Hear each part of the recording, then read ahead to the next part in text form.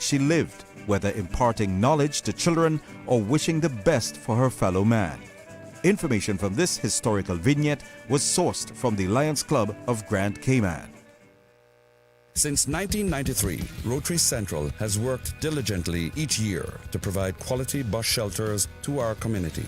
A traveling convenience to our school children, the elderly, young people going to work, guest workers, and visitors using the public bus. We, Rotary Central, help you, our advertisers, make it happen. Your marketing dollar travels a far way. Positioning your message, your product, your services, your presence in over 83 bus shelters. Every dollar you spend, every advert you place helps to build another bus shelter, providing modest comfort for Cayman travelers. Reserve space now on the only billboard medium in the Cayman Islands. Email rotaryshelters@gmail.com. rotaryshelters@gmail.com. The Bus Shelters, a partner in community convenience.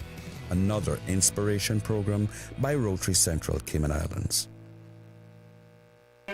Radio Cayman's Historical Vignettes was brought to you by Rotary Central. For more than 110 years, Rotary members have used their passion, energy, and intelligence to take action on sustainable projects. Talk Today is brought to you by Subway, open 24 hours in Countryside, Anderson Square in Georgetown, and Centennial Towers in West Bay. And by the Ministry of District Administration, explore your history, explore your land, explore your sister islands. And Cayman Airways, call them on 949-2311 to book your nonstop flights to Los Angeles and Panama. And Doctors Hospital, peace of mind is important when life happens. Doctors Hospital, always there for you. Call 949-6066. But I do have some questions. There are more questions than answers. Cayman Islands' foremost listeners participation program. Talk today. What is on your mind, Cayman? If you are ready to talk, we are ready to listen. Here's your host, Sterling Dwayne Ebanks. Hey, welcome and thanks very much for joining us on another marvelous Monday's edition of Talk Today. And we've got something special in store for you. Well, join us on YouTube, Facebook, it doesn't matter because you're going to hear it any way you choose. So stay tuned for Talk Today.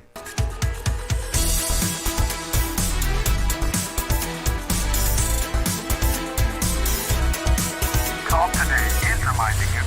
Avoid any statements or comments which are abusive, derogatory, malicious, or defamatory. Do not use indecent language or make any statement that is false or misleading. Call 1-800-534-8255, 949-6990, 949-8037, or WhatsApp us on 925-3261. Email Talk Today at candw.ky. Let your voice be heard. And now, back to Sterling Dwayne Ebanks. Radio Cayman Talk Today. Hey, welcome. Thanks very much for joining us, and it's truly an honor to be able to always look within our community and see not only the incredible resources that we have on island, but the resources that come to us frequently. And at Nova Clinic, I'm honored to be able to welcome Professor Ali. Publicly, a very happy, healthy, and most blessed New Year to you and your team, sir.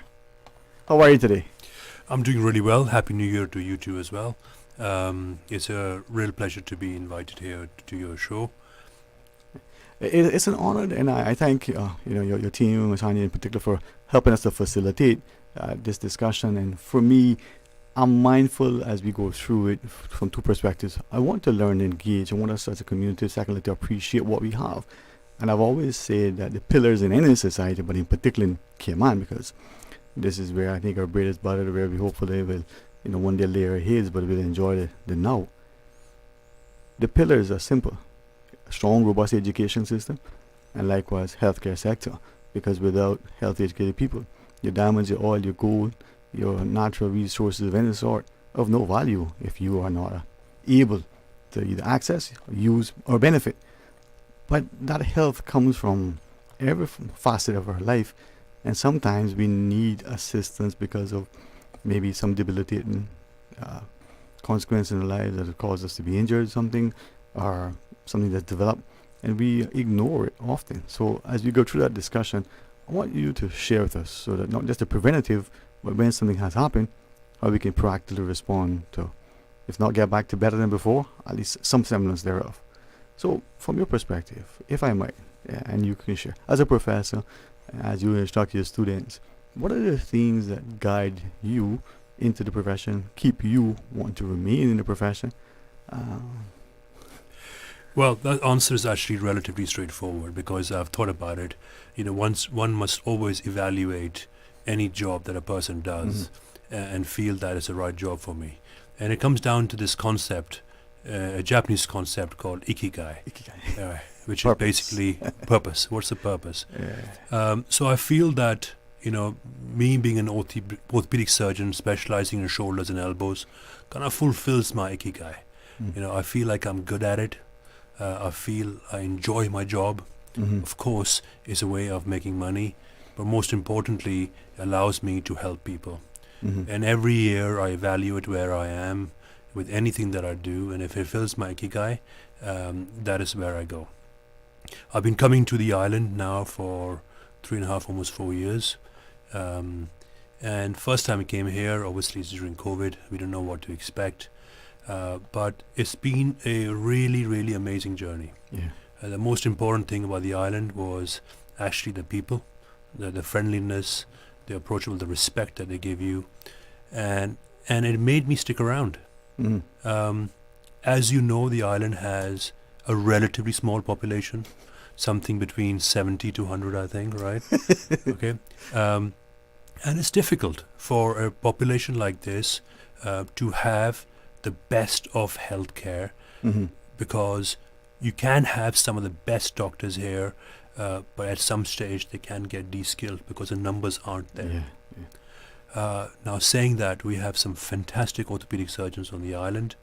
They do a great service at HSA for providing services for patients with trauma and some other conditions in orthopedics. But when it comes to super specialist conditions, you need the much, much higher volumes. And I think that is where we provide the real value.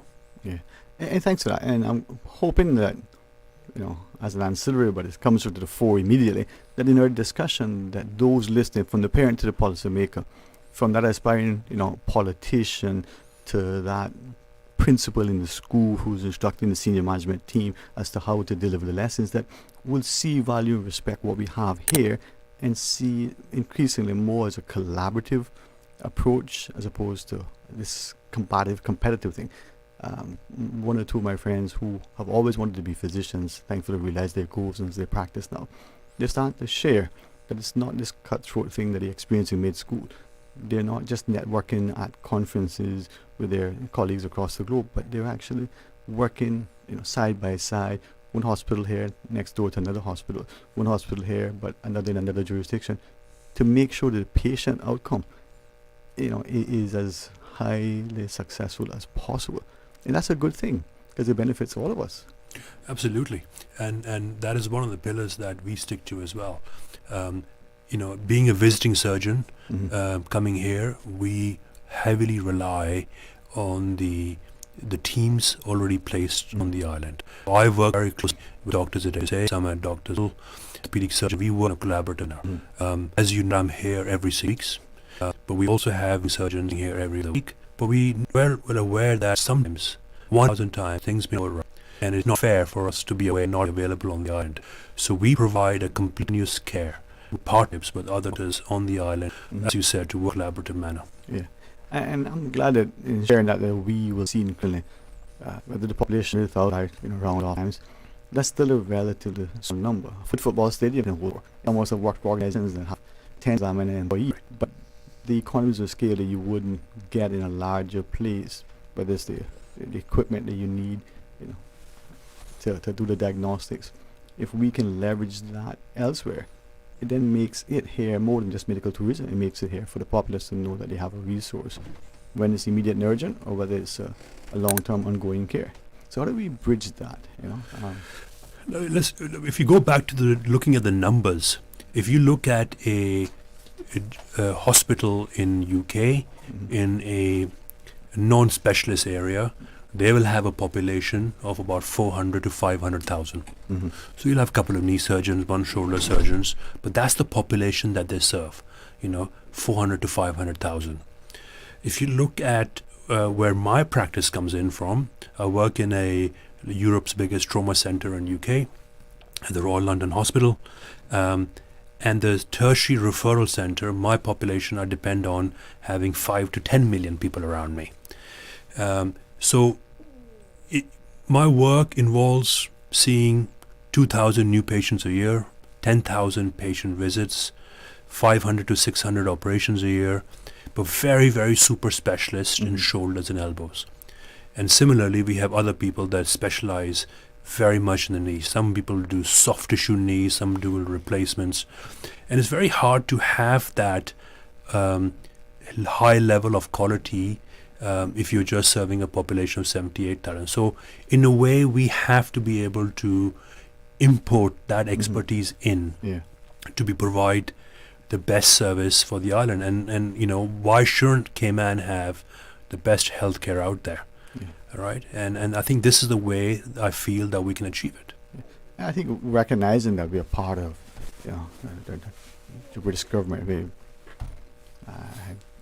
carefully use the word, but we're a possession. I mean, historically, we're part of that, however that political landscape unfolds. But leveraging the resources that are there, and I would say even insisting that its populace here can benefit, could improve the patient outcome, but also imagine the physicians as well. They get a chance to see a different demographic, a different dynamic, a different facility that may have something unique, may have something that is antiquated but still functioning. That could benefit you as a practicing physician as well, to see a different lens. Absolutely. And one of the things that we are working with the Chief Medical Officer is to use our expertise to provide continuous medical education for the physios, GPs, as well as the orthopedic surgeons on the island. We all go through it, right? I mean, every year I attend many courses and many lectures to keep myself updated, and I think it's an important part of one's personal development to come and do that. It is harder for doctors in Cayman to do that, and one of the things that we aim to provide is that service, so that, again, working in a collaborative way, that we are making sure that the existing physicians and doctors are kept up to date and keep on learning and developing new techniques.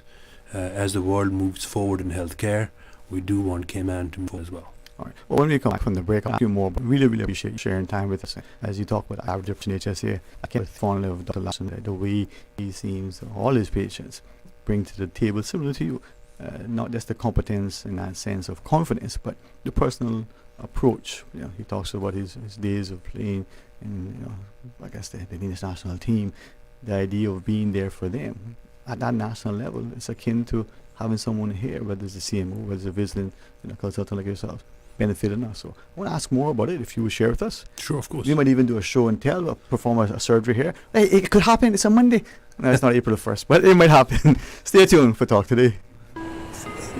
You deserve a unique vacation this year, one with easy non-stop flights from Cayman. Cayman Airways offers more non-stop flights to and from the Cayman Islands than any other airline. Now you can add Panama and Los Angeles to your travel bucket list. Skip the hassle of connecting flights. Panama is just a 2-hour non-stop flight from Cayman. And Los Angeles? Get there in less than 5 hours non-stop aboard Cayman Airways. Call 949-2311 or visit CaymanAirways.com to book your Los Angeles or Panama getaway today.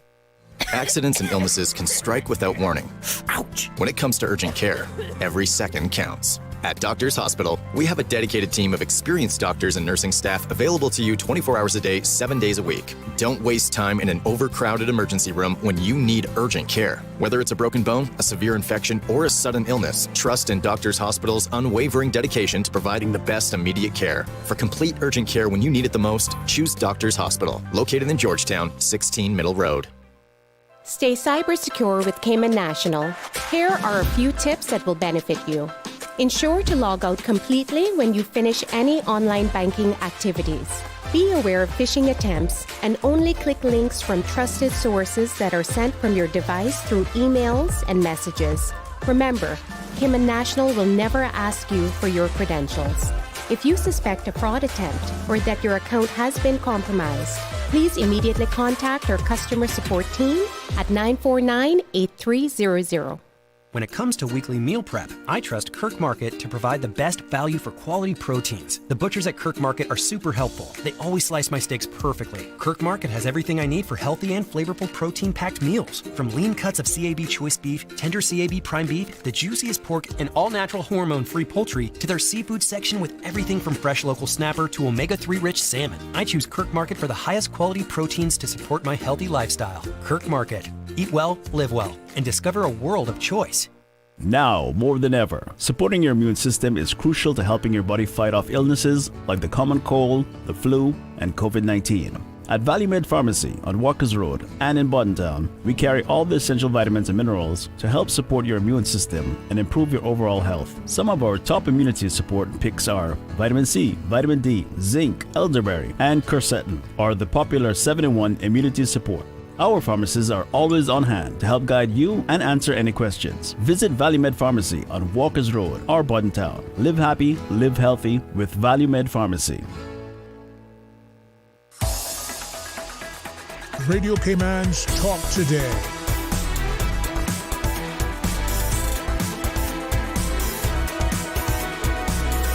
What is on your mind, Cayman? Hey, welcome back and thanks for joining us. And in the studio we have Professor Ali joining us from Nova Clinic. And you know, the thing I believe sometimes in the Cayman context, and please guide me, we either take for granted what we have here. We don't. Oh, it's a small place. We don't see the incredible resources that we have, whether it's the beach, whether it's Barkas, whether it's a playground, but also the people, the professionals, whether in medicine like yourselves or others who come here. Their expertise, world renowned. They will rank, as my mother would say, head and shoulders above everybody else. But we also don't see some of the other things. So maybe through you at some point, we can emphasize the importance of that collaborative approach with medicine when we talk about patient-centric approach and the positive outcomes, but also how do we continue to invest in what we have to make sure that it's not just attractive in the form of what politicians would talk about medical tourism, but it's actually beneficial to those who are here then and there. With that in mind, though, it's something that I wanted to maybe ask.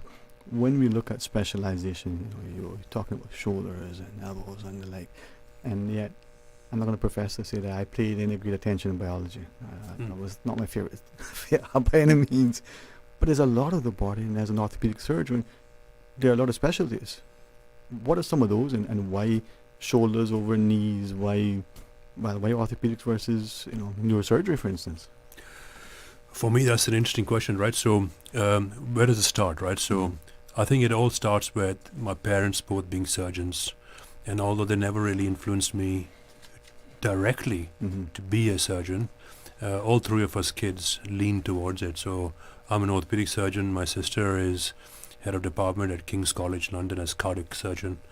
My little sister, not so little right now, is a cancer surgeon at Cambridge Addenbrooke's. They all have more PhDs and MDs than I do. The orthopedic was an interesting one, right? So, I see I'm a surgeon, of course, I'm a doctor, but I'm always in my head more of a mechanical engineer, all right? There's always lots of Legos and building stuff and so on. So I kind of lean towards that engineering aspect of medicine which orthopedic provides us. Orthopedics always provides us an ability to restore function, make patients better, and it's something that I was drawn to. My dad wasn't a big fan because he was trained at the time that orthopedics weren't that sophisticated, right? He's a general surgeon himself and a transplant surgeon, much more finesse at his time. But orthopedics for me was a way with sports medicine to restore function, to get people moving and pain-free and getting them back to their lives. So I really enjoyed it, and the journey's been pretty good. Shoulders and elbows, why? Because when I was training, I found knees to be too easy, right? I found spines to be boring. I thought you said you didn't find any spines in people. Yeah. There was foot and ankle, there was hips and so on. Yeah. Shoulder and elbows were considered at that time to be really complicated joints. People didn't understand them well. And I had a knack of understanding it. I had some great mentors on the way. So somehow I chose shoulders and elbows, and I have no regrets, right? So don't tell me that in primary school, like you was kind of some head, shoulders, knees, and toes. I mean, you weren't doing that. Were you? See? Yes, it started with that. Yes, okay. Of course. See, this is where education is key. But as you were sharing, you see yourself, I think you said, as an engineer, and I wonder now, looking collectively at the Cayman landscape when it comes to education, how many of us as parents and as teachers are understanding, insisting, but ensuring that the students, when they come to school, that when we're teaching them, it's not, research and regurgitate. It's not recitation. It's not rote. How do we get them to understand applications, that engineering mind? You look at things logically. We come to school, we want critical thinkers, but when they do ask or say anything, they're disruptive. They're, conspiracy theorists. I mean, yeah, you're right. Our education system is becoming more and more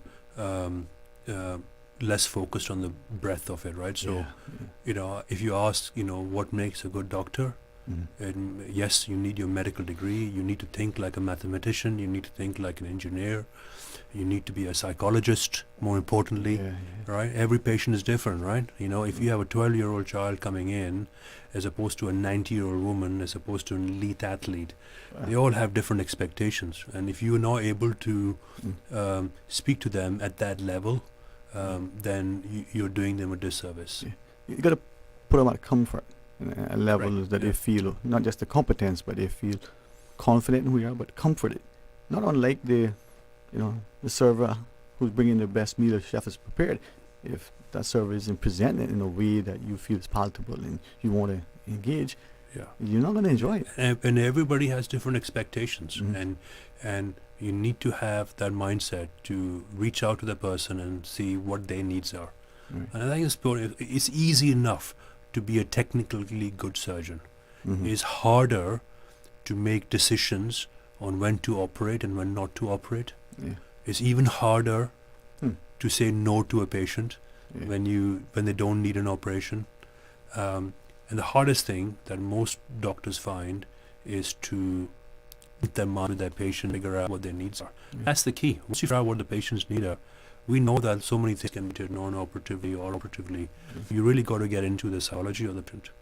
There's something that I was ruminating on or discussed it. I want to ask. Many times, I think patients remain the physician, and no matter how smart we think we are, for some reason, and please guide me, because I preface this by saying that I believe, based on my friends who are physicians, one of the best things we can do when we go to a physician is take a friend along.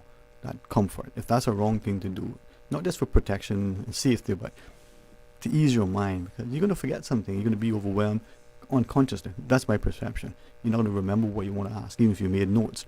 That power dynamic that unfolds could put you, whether you're a lawyer, an accountant, an engineer, an educator, at a disadvantage unconsciously.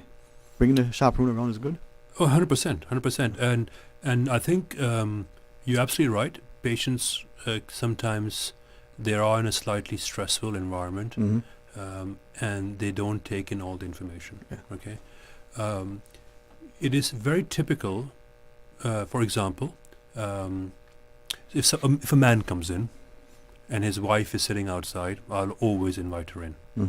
As long as he's happy for her to be there, right? Because I find that in those cases, women will look at it in a slightly different perspective. Similarly, a man will look at a slightly different perspective, and they always come up with some important questions. But it's even more important to do that because, typically speaking, if only one person comes in, then a few weeks later, the wife will come in anyway to ask more questions, right? Because you can imagine a scenario, right? You can imagine, what did the doctor say? Why didn't you ask him about this? Why didn't you ask him about that, right? So that happens quite often. So I encourage people to come in with somebody as long as they are comfortable doing so, because it really helps. So in that sort of, and again, my perception, we go to a GP, there's a series of perhaps referrals, tests, like different things happening, and eventually ended up, before the orthopedic yourself, potential for something else to occur. In that whole journey through that, sort of process, should the patient, in having someone along, but what sort of preparation and discussion they should have so that each encounter with the physician, say, even when you arrive at your desk, they're better prepared and equipped to ask and to understand, what is transpiring. You know what, I the first time I meet patients, I don't ask them to prepare too much, to be honest, right? I ask them to come in and just have a chat about what they think the problem is. We take it slow, we figure out what the problem is, and if they have any investigations done and so on, we have a really good team here. They will chase up the investigations, and we usually have a look at them beforehand or with the patient. If not, we will repeat some of the investigations or do some new ones. But generally speaking, we just want patients to turn up and tell us what their problems are. In their own words, in their own, mannerism. There doesn't need to be any formality about it. Of course, it helps if the patients understand their own story as such. But most people do, right? Yeah. And we have a good way of, finding out the information that we need to help the patients. So the key is, turn up with a fairly relaxed attitude, ideally with somebody, and just tell us your story. And once we know the story, we know 50% of the answer already, right? Okay. Yeah. So I really find, if you were to ask me directly, half the information about what's wrong with the patient comes in from the patient's story. So you have to listen. 30-40% comes from examining them. MRI scans, X-rays, all that stuff, they're not sensitive enough or specific enough. So they're just the icing on the cake. And that's quite an important statement to make, because in today's world, people rely so much on scans for their diagnosis and so on. And I can tell you that if you don't listen to the patient and you don't examine the patient well, it will lead you on the wrong path. There's so many things on the MRI that are not relevant, and also things on the MRI scan that can easily miss if you don't listen to the patient. I want to pick up on that, if I may. Mr. Professor Ali, clinic. Is it Royal London as well? That's right. So I work at the Royal London Hospital. Royal, yeah. At the which is a big trauma center, as a shoulder specialist. For my sins. Yes. Yeah, you know what? I decided to, last song, drink more than my business, and pretend to write something I don't. But let's talk about it, because it's important that there's that conversation between the patient, not self-diagnosing, but telling the physician, hey, this is why I'm here, this is what's bothering me. The physician is listening, and then that leads me to the other question about, where and when and how surgery. We could talk about some of those things, right? So Nova Clinic on Eastern Avenue across from Kirkholme Centre, I think is where your office is. That's right, in the Britcare building. Yeah. That's the building, Britcare building, Kirkholme Centre. Miss Mary and the team over there, just go across the road if you get lost. All right, we're going to pause and take the break. When we come back, Professor Ali sits with us. Please join us after. If you got a question, call Paul. If you need an answer, call Norma. She knows what's going on. Stay tuned for Talk Today. Stay cyber secure with Cayman National. Here are a few tips that will benefit you. Ensure to log out completely when you finish any online banking activities. Be aware of phishing attempts and only click links from trusted sources that are sent from your device through emails and messages. Remember, Cayman National will never ask you for your credentials. If you suspect a fraud attempt or that your account has been compromised, please immediately contact our customer support team at 949-8300. Did you know that Doctors Hospital provides urgent care services 24 hours a day, 7 days a week? And Doctors Hospital's urgent care physicians have access to the most advanced MRI and CT imaging in the Caribbean, providing reliable diagnostics when you need it most. When you need quality urgent care for an illness or injury, Doctors Hospital is here for you 24/7. Whether it's a migraine, chest or abdominal pain, shortness of breath, broken bones, or another urgent need, Doctors Hospital at the top of Walker's Road. Urgent care right now. Wouldn't it have been grand if you had purchased land 30 years ago? It may not be 2020, but a perfect vision has never been more clear. Cayman Brac and Little Cayman, poised for growth with an eye on the future. Your land, your history, your future. Discover all that our sister islands have to offer. Radio Cayman's Talk Today.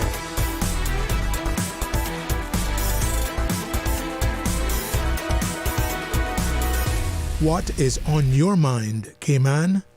Hey, welcome back and thanks for joining us. And with the greatest respect, we do have the phone lines available if you want to ask any questions. But like me, as I prepare for a discussion, I can listen, learn, and you can do the same if you so choose. Professor Ali, Nova Clinic, Royal Hospital, London, right? Right, yeah, got that right. And I say that because increasingly, I believe in the Cayman landscape. Not many of us understand the resource that's in the UK, England in particular.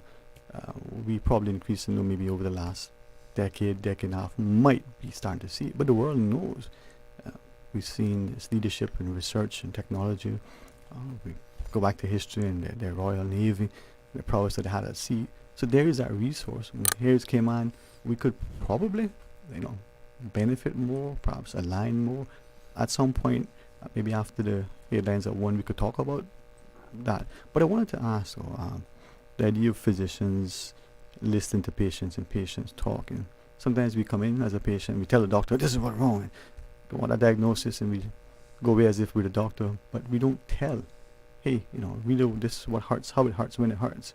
How do we communicate as a patient without downplaying the symptoms and the ailments and our pain, or without acting as if we're a physician talking to, a colleague? I'll see all sorts of patients, right? So I'll see patients that know exactly what's wrong with them, and on the other hand have no idea, or they think they have something wrong with them. And the skill comes in being able to figure out and work with everybody. You're right. There will be some patients that come in and says, what brings you here? They say, MRI shows that I have a tear or a labor. Okay, and that's often a red flag, right? Because patients we know that are focusing on a certain problem that they see on an MRI scan. That's natural, right? Okay, because nobody tells a patient that the MRI scan may have something that's not relevant. So we take it back a bit and I start all the way back. First question usually is, how old are you? What do you do for a living? What side are you writing with, etc. But then we ask, when did the pain start? How did it start? What the trauma and so on. So story again is very, very important. You'll be surprised that half the time the MRI scans are completely irrelevant. So give you an idea, if you get a 60-year-old man out there and you scan them with an MRI scan, and imagine they have no pain, and you scan those 60-year-old men, take 100 of them, find that about 40-50 of them will have a cuff there. So can something happen in half the population of a 60-year-old and have no symptoms at all? So one has to be really, really careful. Similarly, the small joint on top, called the ACJ, right on top of the shoulder, it often never hurts. For over the age of 40, almost everybody has signs showing that as an out. And I call it the grey hair and the wrinkles. What happens, right? But you'll be surprised that patients come in and say, well, I have this, I have that, because it shows on the MRI scan. It's just natural growing up, as we say, right? Wow. So we have to be able to figure out what is natural, what's normal, and what is actually pathology. Okay. Understand that patients are anxious when they see MRI report, but it's our job to figure out what's actually going on with them. But, and my perception for a patient, before you talking to them, decide what's going to happen after, they've probably gone through a series of other physicians, from the GP to maybe other specialists. There's a referral process. We just don't walk in and knock on your door, presumably. So with that in mind, those MRI scans and others have been ordered prior so that they present to you, so you see. That's probably why we, the patient, saying, hey, Sure, MRI absolutely. is saying this. Absolutely, that's what normally happens, Yeah. and it happens everywhere. It happens in Cayman, it happens in UK, it happens everywhere in the world, right? And you're absolutely right. Most of the patients that I see will be referred by somebody else. Sometimes they'll be referred by GPs, sometimes by other physios, but quite a few times the patients that are referred to me on Cayman are being seen by other orthopedic surgeons. Dr. Larson, as you mentioned earlier, a good friend, a great orthopedic surgeon. Does amazing trauma, provides a great service for the island, does great knee replacements and hip joints, etc. But when it comes to shoulders that need surgery, he'll send them to me, right? And by the time the patients come, they've had the conservative treatment, they've had the scans, they've had the x-rays, and they come to me for a specialist. And this is, again, coming back to that collaborative approach. It works really well. I mean, Dr. Larson, and as you reference, I should also share, I may be good, but I specialize, like in his case, with the knees, right? Correct. So why take on something outside your specialty when there's somebody in your mind is a whole lot better? That collaborative helps us, the patient. Yeah, I would never do knees, right? so why not, right? You won't take the knee? Okay. No. Well, let me then ask, because the scans and MRI in particular, I believe we either are of their perception or it's actually the reality. That's the gold standard. We get an MRI. We want an MRI, $1,000 a pop. I don't care, I want one. The patient's insisting, the physicians. But you said they don't really tell the whole story, or they show things that may not be relevant. It's a gold standard of imaging. Do an X-ray and an MRI scan in both shoulder conditions and elbow conditions. Sometimes you may need a CT scan. Ultrasound scan is very user dependent. But although these are the gold standard of imaging, as far as information is concerned and the coming down to the truth of what the pathology is, they add very little. Okay, so if you walk into a room, and if I know how old you are by guessing at you, I can figure out with a really high probability that if you come to my shoulder clinic, what's wrong with you. Right? Because we know this, right? We know young people get dislocations, the middle-aged people get frozen shoulders and impingement. If you're slightly older, you get cuff tears. If you're much older, you get arthritis. So we know that we can almost guess the right person, right? Story tells us everything. The examination tells us a little bit. So the MRI scan, in my view, acts just to confirm the findings. Right. So two things immediately evident from what you shared. That expertise that you would, it's over the years of consistent practice, the greater volume of patients you see gives you data in which to work with. You know. Absolutely. I mean, it is about being trained properly. It is then about spending the time. Like I said, I will see 2,000 new patients a year, 10,000 patients including follow-ups. When I was really working hard, I'll probably do 900 operations a year. Now it's around 500. But we are very selective in who we operate on, right? So I tend to operate on 20-25% of the patients because they need that, right? We are very conservative in our approach otherwise. But that kind of back and forth and years of experience and going through the outcomes and religiously collecting outcomes and following up patients, publishing and doing research and keeping up to date is when you figure out actually what works, what doesn't work. And I think that's where the specialism comes in. And not to belabor it as we go into our headlines of the whole issue of scans and I'm just thinking back to men versus patients, especially the spouse or the parent who's insisting, but I need to get this MRI for this person. What sort of things, if you can share, that MRI might show that, if I recall what you said correctly, there's a lot of things there that are not relevant, that just may lead you down a different path. We, the patient, probably don't know what it shows, physician tells us, but you, through your lens, looking at it, if it's a cuff tear, for instance, what on that image that could, if to the on-trained eye, lead them elsewhere if they not have the expertise that you do? I'll give you an example. So, I saw a patient today that had an MRI scan done. And on the MRI scan, it was reported as normal. Okay. But I listened to the patient and he said, I was bench pressing and 4 or 5 years ago, and he's a young man, he was 20 then, and he was bench pressing, and with the weight of the bench press, he felt a click in his shoulder, and he felt like his shoulder almost dislocated. Then I examined him, and I figured out that the way the bench press loads a certain part of the shoulder, and the way that I examined him confirmed that was the only part of the shoulder that was painful. And I looked at the MRI scan. Yes, you're right. On the MRI scan, the first glance looked normal. But when we had a closer look at the back of the shoulder, the posterior labrum, I saw a very clear tear. But I was expecting that from the examination and the history. Right. And I think that's where it comes in. So we often prefer, in the ideal situation, the patients to come and see us, talk to us, examine you, and then we send a very focused request to the radiologist saying, this is what I'm thinking is going wrong. Please have a look at the rest of the shoulder, but do have a closer look at this. Would you be so inclined. We'll come back from the break. I would be mindful that in my desire to be respectful to the profession, to you specifically, I want to speak very deliberately and directly, because as you share that, here's my thought process. We try to guide the hands of the physician. Let me substitute the word, tie the hands of the physician. Not unlike the patient comes in and dictates, this is what it is, as opposed to coming and asking. We direct that and dictate from the insurance perspective, from the policy bureaucracy. Here's a referral, come to the physician for the consultant. Here's the MRI, this is it, as opposed to what you were sharing. You put in the cart, before the horse. What you were sharing is, hey, come see me first. Let me figure what it's out. Let me go back with specific instructions so that when it comes back to me, I can get all this other stuff, but I specifically want this thing, like in your example, that isn't missed.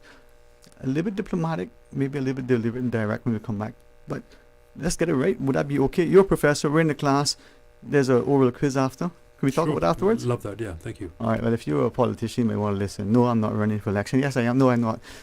If you're an aspiring politician, if you're a potential patient, this might be helpful. All right. Absolutely. Professor Ali is our guest from Nova Clinic, and as we get ready to go into maybe the gentleman across the table is reminding me of a few things. But we also want to ask about surgeries, and there are many who would seem to be of the view that that's the first option, whereas long ago that was the last resort. Is it the first option? Is it last resort? Is it, those some sort of things we could talk about as well? Sure. All right. 949-8037, 949-6990. You can WhatsApp call 925-3261. It's Monday. Man, I don't know what that means for you, but for me that brings the promise of an awesome week if you just embrace and enjoy it as much as you can. And Professor Ali from Nova Clinic joins us. So stay tuned for Talk Today. Information, entertainment, inspiration. Covering Grand Cayman, Little Cayman, Cayman Brac. Since 1976 till now. Radio Cayman in the Cayman Islands. From Radio Cayman's newsroom, this is Headlines. Local, regional, international news. The Headline News is brought to you by Kirk Market and Health Services Authority. The National Roads Authority will be paving on Budden Road off Eastern Avenue at the T-Junction near Kirk Home Centre on Saturday and Sunday between 8 p.m. and 4 a.m. Since it will be an active work zone, the NRA is asking drivers to be extra careful, stay alert, abide by the speed limit, and follow work zone signage if and when temporary diversions are made. Good afternoon, I'm Dion Anglin with your headlines in news elsewhere. On the Palisades fire, LA Fire Department Chief Kristen Crowley says it is currently tackled at 20,438 acres with 3,073 personnel fighting the blaze. She says crews worked very hard overnight, strengthening containment lines with air assets, helping to battle the blaze. Due to the favorable overnight weather conditions and the diligent work and effort and commitment of their first responders, she said they can report the Palisades fire is now 8% contained. That's up from the 6% estimate that was heard earlier today. And a woman in Australia has annulled her marriage after realizing that a fake wedding ceremony she took part in for a social media stunt was in fact real. The unknowing bride said her partner was a social media influencer who convinced her to take part in the ceremony as a prank for his Instagram account. She only discovered the marriage was genuine when he tried to use it to gain permanent residency in Australia. A Melbourne judge granted the annulment after accepting the woman was tricked into getting married in a judgment published on Thursday. That's a wrap of your headlines. I'm Dion Anglin. More news available at www.radiocayman.gov.ky. Check out our social media pages: Facebook, YouTube, X, formerly Twitter, Radio Cayman Headline News.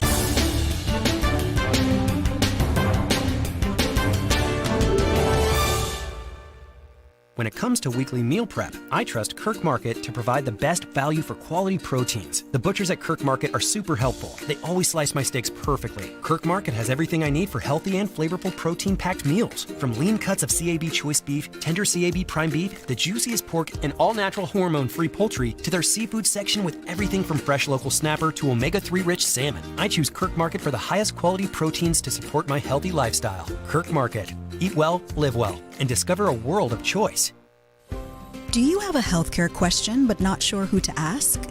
Contact HSA's Patient Call Center to speak to one of our experienced clinical team members. We are here to answer your questions and help guide you through your healthcare journey. Need to make an appointment? Our team can help. Contact HSA at 949-8600 or email info@hsa.ky. At HSA, we are committed to caring for you. Radio Cayman is pleased to feature this special Sister Islands historical vignette brought to you by the Ministry of District Administration and Lands. Explore your history, explore your land, explore your Sister Islands. Cayman Brac artist Holroy Eric Lorenzo Walton, affectionately known as Roy, was born on August 13, 1936 in Balgisan, Cayman Brac. Roy's upbringing in the Cayman Islands, rich with maritime traditions, fueled his love for shipbuilding and the sea. From assisting in the collection of boat timbers to his involvement in the turtling industry, Roy's fascination with the sea was evident. At 16, he embarked on his seafaring career with Colonial Shipping and later with National Bulk Carriers, where he honed his skills and drew inspiration from the ocean. Despite the demands of his career, Roy's passion for art flourished, creating paintings, sculptures, and crafts that captured the essence of maritime life in the Cayman Islands.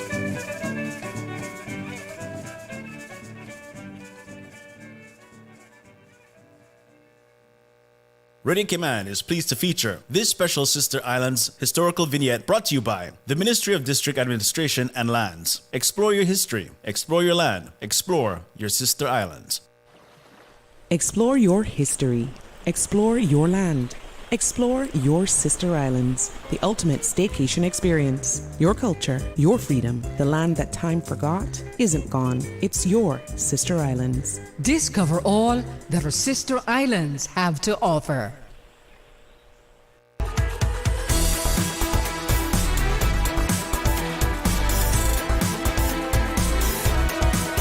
Radio Cayman Talk Today continues. Hey, welcome back. And as we talk about healthcare, in particular orthopedics, the excellent company of Professor Ali from Nova Clinic, and I wrote it down, Royal Hospital London. I didn't look it up, but apparently that's pretty prestigious, as most UK places, right? So you said it in passing. So the Royal London Hospital is part of the trust called the Barts Health.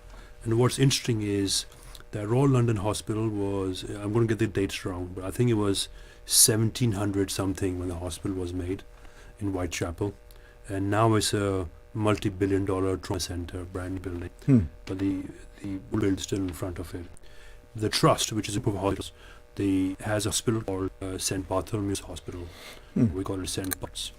That was established in 1123, one of the oldest hospitals in the world, right? Right outside the hospital where, if you've seen the movie Braveheart, right? When Mel Gibson was executed, that's exactly where it was. So there's a lot of history there for the hospital.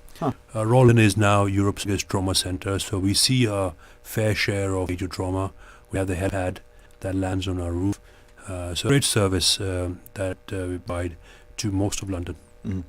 Would, at the hospital, other European nations come across for treatment, or would it just be within the UK? Oh, when you're part of the EU, we used to have lots of Europeans come but less so. It's a very contentious. I should, as I was starting to say that.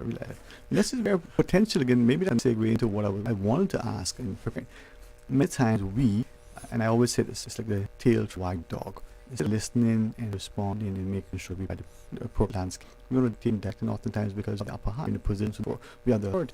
I like what I heard you say earlier. Come to you first. Thought about it, then go to imaging, make sure that we direct the tech as to what I want.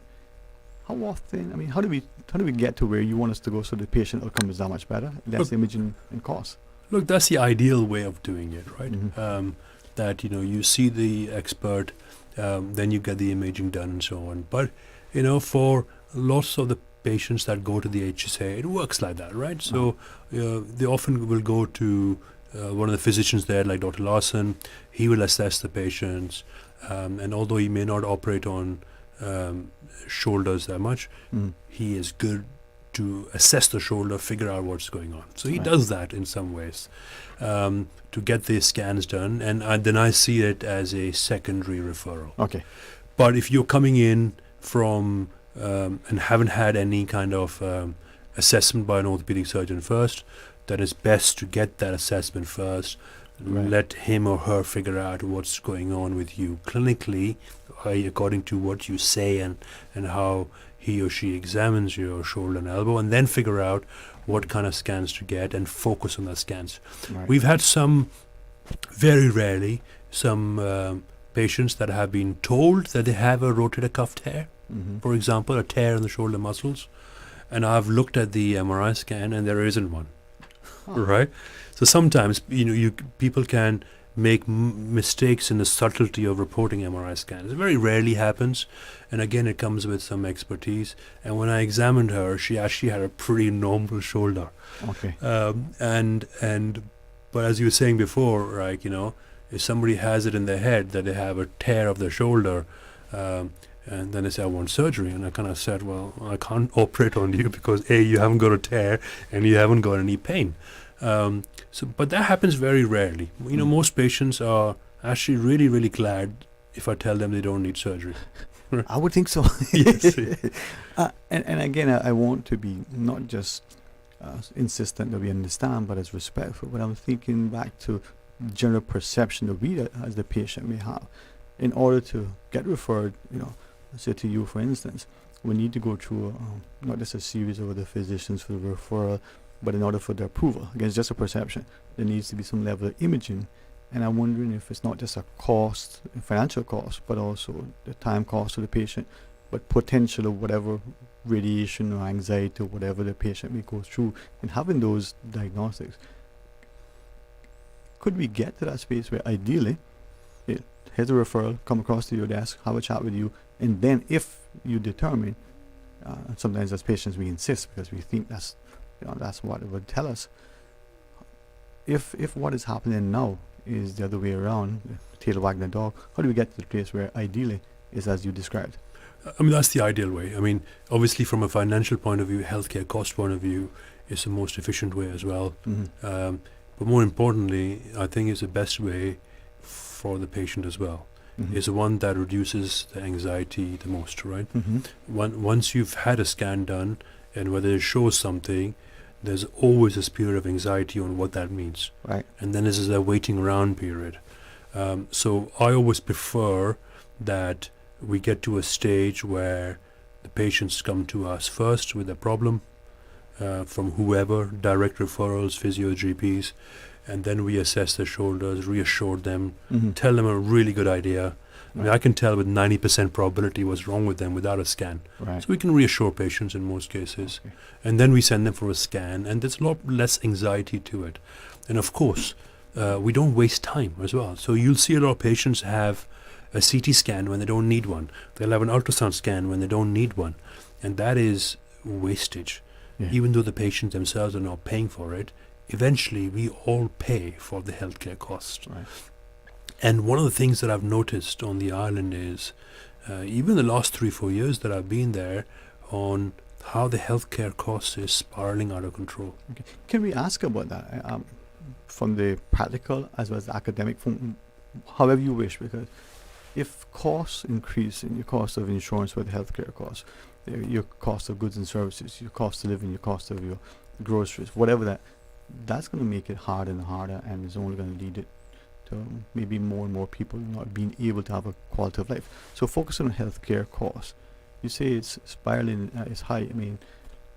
Give us your perspective on that. So in Cayman, we have one of the best of both worlds. We have a population that is effectively insured completely, like the American system is, but without where the American system is right now, where they're denying so many claims, right? We have our population here is able to get a high quality healthcare without denials of healthcare. That's quite important, right? So healthcare fundamentally should be, in my opinion, free for the country. Okay, we all pay for it, even in the NHS in UK, somebody pays for it. But I do believe that the patient should not have to pay for it. Mm-hmm. But there is a danger if the healthcare cost continues to spiral out of control. There's some checks and reins will be put in place here as well. Mm-hmm. And we will head towards more of the American system where a higher number of patients will be denied healthcare. And you know what happens at the end of the day is the ones that are, that have the least the biggest injuries and the manual workers who have the least of the resources who will suffer. Yeah.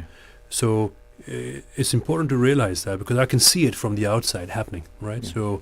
So now there are many ways that one can reduce the healthcare cost, and one of them is effectively efficiency in the system, right?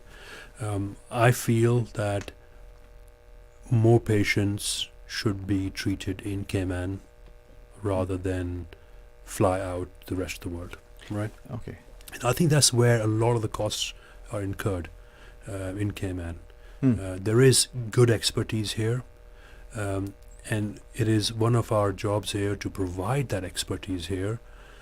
So, for example, you don't have to go to Miami for a complex shoulder anymore. You can stay in Cayman and have it done. And there are added benefits as well, right? You can remember that, it's not just the surgery that makes a difference. There is a pre-op assessment, there's a surgery, then there's post-operative care. And I have to do a big underline under post-operative care. Mm-hmm. It is the most important part on how a patient recovers. And that is one thing that we cannot do for a patient that travels abroad. Yeah. Unless we have mechanisms in place where the same patient has continuity of care. Okay. Now, in some ways, we have managed to do that. So, of course, since I've been on the island, most surgeries for the shoulder and elbow world are done here. But there have been one or two really complex cases that require special kind of computer-assisted navigation and so on, that we had to do patients in UK. And the patients had a great outcome. But the key here was that the patient was under my care here, was then under my care in UK, and more importantly afterwards continued to be under my care here. Mm. And that is how you predict good outcomes, I think. As you said, that on a sort of much lower level, I equate that to, you buy a product from someone, electronics product. You want a good, good price, good product, but the after-sales service is also that warranty, that ability to call. Perhaps some of the reasons why we would champion buying local, as it were. So with that post-op care, but the healthcare costs, as you shared, part of the reason why it's increasing is because we're tending permanent seem to go to the U.S. Are there other reasons why our healthcare costs are spiraling, if you may share? There are a few other reasons, and I'm trying to work with the authorities here to reduce that as well. Because you just feel that you have some kind of social responsibility as well. One of the main reasons for spiraling costs is the cost of equipment coming in. Right, we know water costs here more than it should cost here, but everything here costs more. And in some ways, that's the island nature, right? Because we have to import everything. The cost of equipment, medical equipment, is extremely high here. We pay several-fold more than we would pay on mainland UK. We do pay prices that are even perhaps slightly higher than US prices for the equipment. And the reason is that there are lots of people in the chain as middlemen transporting equipment here, and everybody needs to make a margin on it, and that's how everything works on the island, right? Same with groceries, right? You'll have Waitrose stuff going to somebody else, and eventually Foster's will have it, but there's a margin to be made. And what we're trying to do is work with companies that actually go directly to the supplier, okay? And that's where I think massive savings will be done. Okay.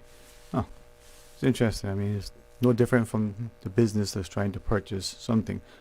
Those savings can either be more profit or passed on to the consumer. So those links in the chain only add into the cost. I'm not going to belabor that, but I wanted to also ask, as you were sharing, we tend to have a perception that we go overseas to the US for this level of treatment without fully appreciating, as you emphasize, the quality of care, the expertise that we have on island. But we're UK territory. There's a direct flight across. You just referenced, when your patients went across. I mean, for some, an air ambulance 15 minutes away, an hour away would make sense. 11 or 9 hour flight may not.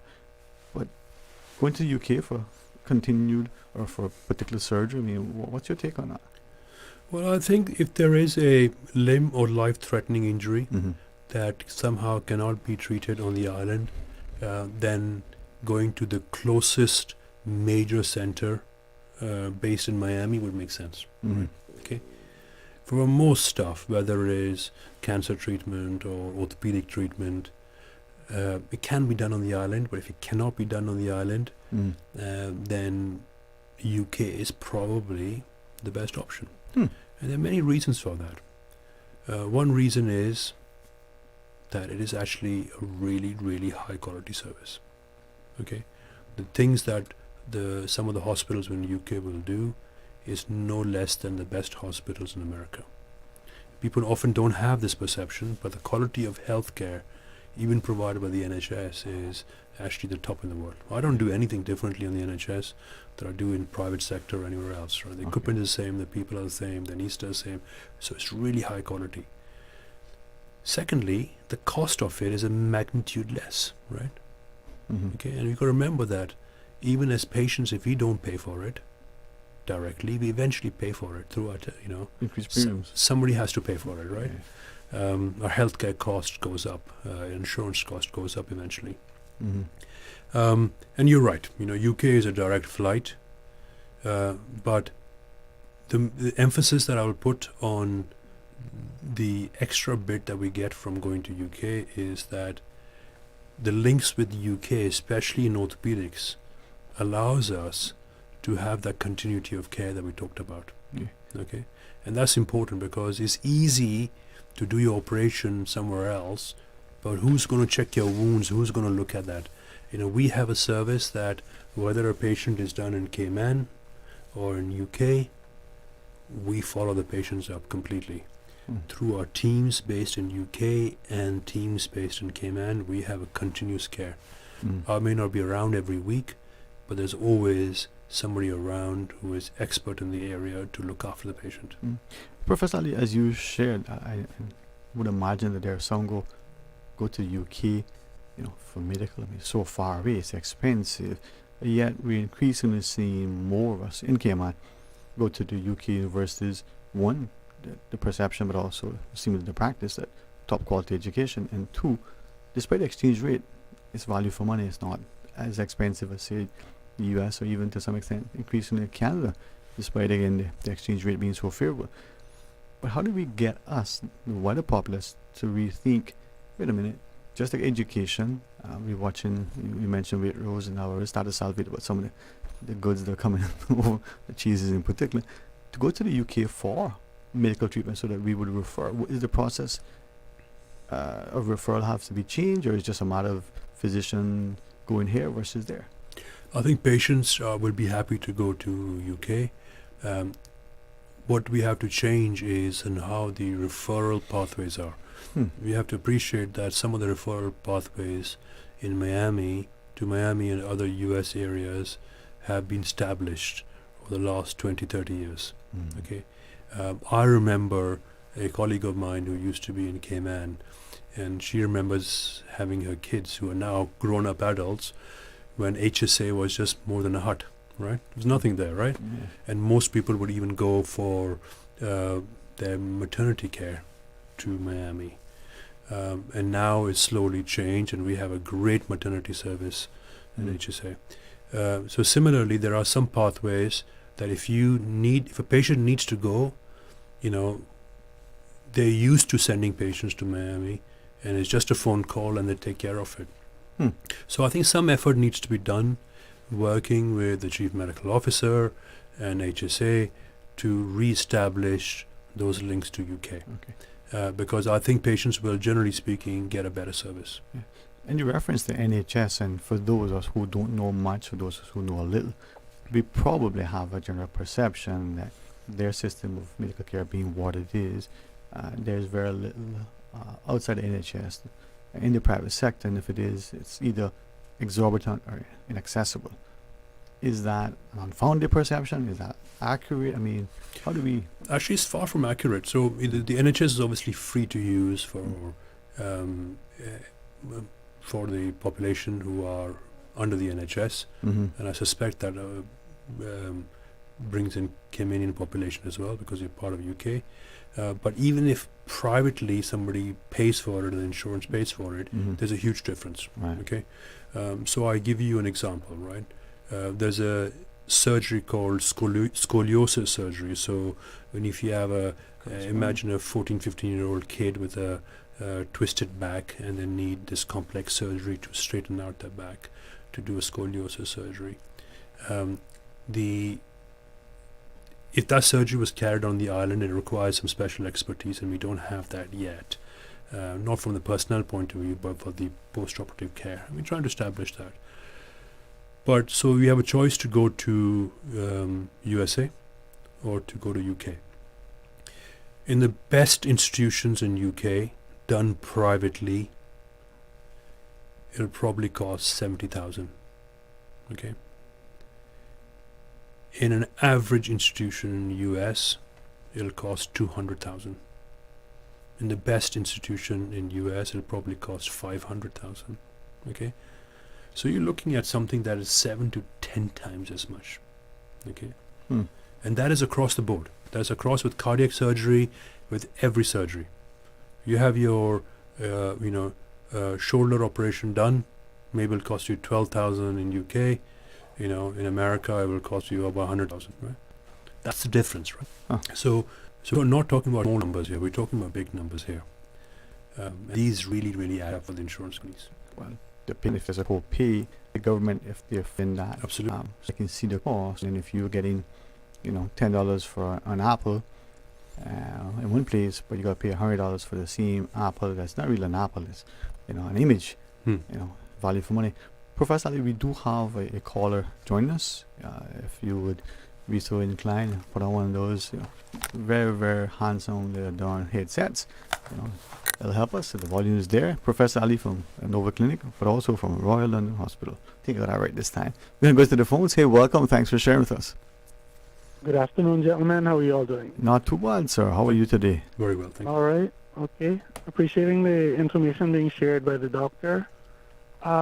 I just wanted to share a bit of information and a question as well for the doctor. I'm fairly certain that our health services here is not connected to the NHS, which is the British Health Services, right? But also, sorry, go ahead.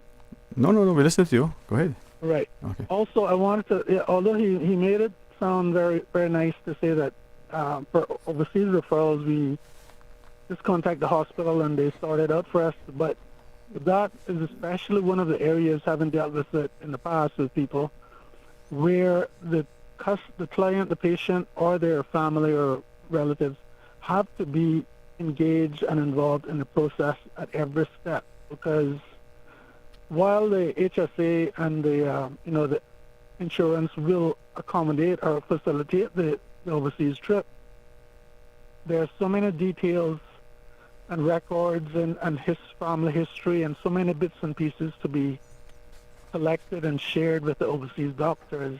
And even the process, the logistics, the travel, the accommodation, the bills, those things are very detailed, and the family really needs to be fully involved, or the person accompanying the patient. And the question I have for the doctor is, what does he think about the lack of what I see as preventative medicine in Cayman? The lack of, especially for lifestyle diseases. Sure. So thank you for that. You're absolutely right. We do have to consider how the family is involved, especially when patients are going abroad. And And if they're not involved, it makes the whole thing a bit difficult. And you're right. There's a lot of process, paperwork that needs to be done, the histories and so on. And having done it for UK a couple of times with Cineco insured patients, the first time around it was a bit difficult. Second time around, much easier. So it is possible to do that. And there remains therefore a choice to the patients on where they want to go, and both are an equally good opportunity. This your other question was about preventative care, and I think that is important. That is one thing that healthcare in general fails to kind of deliver on in the traditional sense. And we're trying to change that. You'll be surprised that pretty much everybody that I see, I'll ask them if they know their vitamin D level, and if they don't, I'll measure it. And I can assure you that in pretty much anybody who doesn't know their vitamin D level or doesn't take supplements, they will be really low. Okay, so we think we have a lot of sun here, we do, but it takes about 45 minutes in the sun with your shirt off every day to get enough vitamin D, even in Cayman. So that's a small example of how just preventative things like taking vitamin D supplements can really help with hair health. We know that vitamin D, for example, is involved in pretty much every single enzyme that manufactures things in your body. So every single system, from aging to recovery to bone health to tendon health, everything depends on vitamin D. So that's one example. So I do agree with you that there has to be some emphasis on improving the overall preventative care. There's a high chances of patients having high blood pressure here, which is unrecognized. Diabetes and diabetic control is not well controlled on the island, and we know all of these things eventually catch up on you and cause diseases, and it's so easy to have that preventative measures in place. Yes, sir. Yes, thank you for your answers, sir. And look forward to hearing more from you. Thank you. Many thanks for listening to the call. Professor Ali, if I might similarly ask one of our listeners' messages and shares, how does a patient's family get to assist the patient if they are in the UK? And we need to look at the overall total cost, both to government and the individual. How do you, what's your response to that? So your question was, how does the family assist the patient in the UK, and then we're looking at the total cost both to the patient and to the government. I read it and inferred, hopefully not incorrectly, that if you're here or in the US, it's easy to maybe to get there. But even if it isn't, if we're in the UK, I think you referenced the links to the US have been more established for the decades past. Correct. Yeah. But going to the UK, how do we, assist the patient as a family? So the question about cost invariably is much cheaper for the insurance. But what is currently happening for patients going to USA is that there'll be very easy established ways. You pick up a phone call, there'll be some kind of hospital aside that will take care of everything. Right? We'll make sure they have somewhere to stay in the hospital and so on. It's a typical US economy cater for that, make life easy. And we need to do that for patients going to UK. At the end of the day, where to stay, how to get to the hospital, all that stuff needs to be organized. And the first times help the patients do it ourselves, because that's the need. But this is where the next stage in evolution of the government is to work out these ways when the patients are going to UK, that we do make it easy for them as possible. Okay. I remember the few times patients had to almost fight to make sure that their accommodation was paid for, right? And then they claimed back later on. Whereas with established US pathways, you don't have to pay and claim back, right? It's a deterrent if you have to pay and claim back, because there's always that worry that the patient feels that they may not get paid. And not everybody has the money to pay and claim back. Right. So I think those are some logistical things that need to be worked at the government level and at the insurance level, like Cineco, to make that easier. But in the long term, I think it pays dividends, because the cost of healthcare is cheaper. The quality of healthcare is good, if not better, and there is continuity of care. Into that question and comment, in that if you reference the 70,000 in the UK versus potentially the top in the US, maybe 500, 700,000, if you're paying 10 times as much, all those other added benefits for the bespoke service, it needs to be factored in: accommodation, public, limited service. Yeah, a lot more money on the table, a lot more profits to go around, right? Agree, yes, exactly. But somebody has to pay for it. You never know who's paying for it. All right, when we come back from the break, certainly appreciate a few extra minutes of your time. And could we ask at Nova Clinic, what's available, or what's some of the things? How do we get there? Just recap. Happy to. All right, Professor Ali, got it right this time. Nova Clinic, right on Eastern Avenue, across from Kirkholme Centre, Brit K House, but also Royal London Hospital. See that? It only took like 3 tries. Hey, stay tuned and join us right after the break. Did you know ordering your favorite sandwich from Subway just got easier? Yeah, picture this. No more waiting in line. No more fussing with cash. Just a delicious taste of Subway at your fingertips. With our new app, ordering your go-to sub is as easy as a few taps on your phone. Plus, receive exclusive deals and earn loyalty points with every purchase made on the app. Download the new Subway app today and get ready to ditch the lines and drive straight into your flavor. Visit the App Store or Google Play Store on your mobile phone and search for Subway Cayman Islands. Subway. Eat fresh. You deserve a unique vacation this year, one with easy non-stop flights from Cayman. Cayman Airways offers more non-stop flights to and from the Cayman Islands than any other airline. Now you can add Panama and Los Angeles to your travel bucket list. Skip the hassle of connecting flights. Panama is just a 2-hour non-stop flight from Cayman. And Los Angeles? Get there in less than 5 hours non-stop aboard Cayman Airways. Call 949-2311 or visit CaymanAirways.com to book your Los Angeles or Panama getaway today. Accidents and illnesses can strike without warning. Ouch! When it comes to urgent care, every second counts. At Doctors Hospital, we have a dedicated team of experienced doctors and nursing staff available to you 24 hours a day, 7 days a week. Don't waste time in an overcrowded emergency room when you need urgent care. Whether it's a broken bone, a severe infection, or a sudden illness, trust in Doctors Hospital's unwavering dedication to providing the best immediate care. For complete urgent care when you need it the most, choose Doctors Hospital, located in Georgetown, 16 Middle Road. Be part of the 2025 Chamber Economic Forum on Friday, 17th of January at the Kimpton Seafire. Join world-renowned economists Marla Ducarin, government leaders, and business experts as we explore the future of Cayman's economy. From workforce innovation to tourism sustainability, this is where bold ideas turn into action. Celebrate progress and 60 years of the Chamber's leadership and service to our community. Sponsored by CUC, DART, Health City Cayman Islands, and the Ministry of Tourism and Ports. Register now at caymanchamber.ky. Don't miss it. The best foundation you can wear is glowing, healthy skin. The offices of dermatologist Dr. Dwayne Porter specialize in enhancing your skin's well-being. Whether you're seeking advanced skincare, including any skin cancers, Botox, filler, cosmetic skin enhancements, or simply looking to reduce wrinkles, Dr. Porter offers a full-service dermatology and dermatological surgery practice. For more information, email drportercayman@gmail.com or call 946-9020. That is 946-9020.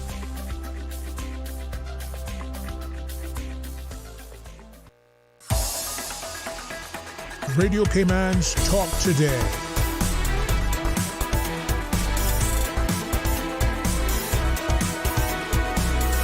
What is on your mind, Cayman? Hey, welcome back, and thanks for joining us. And thanks to Professor Ali for sharing with us. And maybe as we wrap up the discussion, I'm hoping that as a populace, in particular, we go into general elections in short order, or maybe it's not a general elections. Anyway, we go in there in April the 30th, or get registered to vote by, March the 3rd. This could be something that we look at as the policymaker in the appointed civil service, the elected parliamentarian, and all the others. Because healthcare costs, globally, but certainly in the Cayman context, seem to be increasing, seem to be potentially positioning many of us where we don't have coverage, or we don't have adequate coverage, or we may have coverage that may run out or limited, or all those things. So if you're sharing that healthcare costs for us in Cayman going to the UK is not only cheaper but accessible and yet high quality. The logistics of getting there, the accommodation for patient and family and all the other things that seemingly now, because of the developed network in the US, is much easier. We could get that same thing with effort in the UK. Yeah, with very little effort indeed. Yeah. Okay. Yeah. All right. I be honest with you, it's something that makes me think. I didn't even think of that till I explained before. And sometimes it takes somebody like me from the outside to have a look at it as well. You know, as I said before, that I came to Cayman a few years back, just to do work, and I like the beaches, I like the food. I have some kind of attachment to the island now, so I want to make sure that the island is well, the long term as well. And I can see that with very little effort, the healthcare can be done at very high quality, while making sure that the patients keep on their coverage and their high quality health, and keeping costs down as well. In asking about the service available, I just want to make sure that I didn't say something that caused people to misconstrue. But in the UK, we have the NHS, then it's the private. Some of us are fully with, some of us are not. If a patient leaves the Caymans, refer or tell me whether it's insurance individual, and they go to the UK to see you or another specialty, would it be within the NHS if the insurance is covered, or would that be in a private facility? So in most of the time, it'll be in a private facility, whether that will be part of the NHS, private facility within an NHS organization, or in most cases outside the NHS, but with the same principles and same kind of pathways and so on as the NHS provides, and in some cases better. And what we find is that is where the insurance will cover. There are, however, some cases for some complex cases in cancer work and so on, that a referral can be made directly to the NHS as well by the CMO. Oh, okay. Right, so you can have patients going directly there as well. All right. But most of the patients will go to the private sector. Well, through you, if unless you direct me, because your wisdom and expertise might, sort of guide my youthful enthusiasm. It's a discussion in your absence that I would like to raise with our audience relative to the perceptions of the cost. Some would just share, wait a minute, just the cost of travel alone. Miami on Cayman Airways is X dollars, a BA flight may be X plus one. So that perception that it may cost more to get there, cost more while you're there, cost more to organize and stay. I would be inclined to think so with exchange rate, but from what you're saying, not so necessarily. Not so much. The cost of healthcare delivery is 5 to 10 times more in US. So everything else, where it comes to cost of housing, food, travel, is a tiny fraction. Okay, so the overall cost would be cheaper to the patient going to the UK? Massively, yes. Okay. Agree. I'm sure it has an eye-opener to some. Others go, really? Oh, I didn't know. But we all hear that healthcare costs in the US are exorbitant, yet we're going to the US for... Well, just to give you an idea, I mean, the one of the patients that I had to do on the Cayman Island that eventually had to go to UK, without taking any names, he's had a shoulder surgery that probably didn't need doing in the first place. Went wrong badly once, went wrong badly twice, got infected, had a massive damage to his shoulder, and was infected. So we had to take everything out, which we call the easy stage 1. We found sources of infection, we had to clean it out again. And then the third stage was the final stage when everything had settled. We moved him to UK to do this computer aided design and manufactured implant placement. And that requires a lot of equipment. It was hard to ship the equipment in, so he moved to UK, not for the medical expertise, but for the equipment expertise. And although that third stage should have been the most expensive stage, it cost half of the initial 2 stages here. Okay, so doing operations in Cayman for a much simpler operation cost the insurance a lot more than his final stage did. Okay, and if you go to America, you just have to put an extra zero on that price. Wow. That's the difference. It's staggering how much the difference the cost is. UK, relatively, from the American model and the Cayman model for healthcare, it is very, very cheap. But cheap doesn't mean that it is not good. It's actually a really, really high quality service. As you shared, and I'm mindful of the time, I'm inclined to recall what I think I heard accurately. When it comes to prescription medication in other than the UK, it's significantly less than the same or similar from the US. The UK, is that true as well? It is true. You know, look, I take a lot of medication, right? And blood pressure medications, cholesterol medication, I'm sure, and there's a few other things. And I pay because because I'm not over 65 and I need to pay. But you know how much I pay a year? I pay £100 a year for all my medications in UK. And you can't have that. That doesn't work here. That doesn't work in America. Okay. Wow. The cost of medication that I'd take, one of them would cover me for a week for £100 max, right? So it's a huge difference. Yeah. Well, not to go off tangent, but as you shared that maybe we can invite our public to have this discussion. There are many things that we need to talk about, but as you said that, I think to friends who are 70 plus and they still have private insurance in the UK, and I'm yet to go, but we don't even have that here. You struggle to get it to begin with. It's much younger, but once you hit 65, it's expensive. Yeah. So in the UK, 70 plus, you can get affordable healthcare. Yeah, absolutely. My parents both have it. They get great healthcare. Wow. And UK is good, but there are many European countries that are better. And I think it's a basic human necessity for people to have good healthcare free of point. Yeah. Well, I appreciate you letting us end that, because end of the day, if my sort of precept, strong, robust health sector and education sectors are your pillars, then your people, from the caller's perspective of what's preventative, but also what's necessary because of injury or just we've ignored it. At Novo, we were either referred or we get to you and your colleagues over there. What are some of the things we'll get, and from there, where do we go as you close out that discussion? From an orthopedics and sports medicine side, we have Dr. Melissa Mascaro, who is a sports and exercise medicine doctor. She's a permanently on Cayman, and she looks after the whole spectrum of what we call musculoskeletal diseases. And she's very good at what she does. In other orthopedics, we have visiting surgeons that are continuously coming on rota. I'm here 7 times a year, but there'll be me doing shoulders and elbows. There'll be Dr. Honor Berber doing his hand and wrist. There will be Dr. Rags Kaka, who's an expert in soft tissue knee injuries and osteotomies or realigning knees. Dr. Y Van Yu does spine, including very complex spine deformities.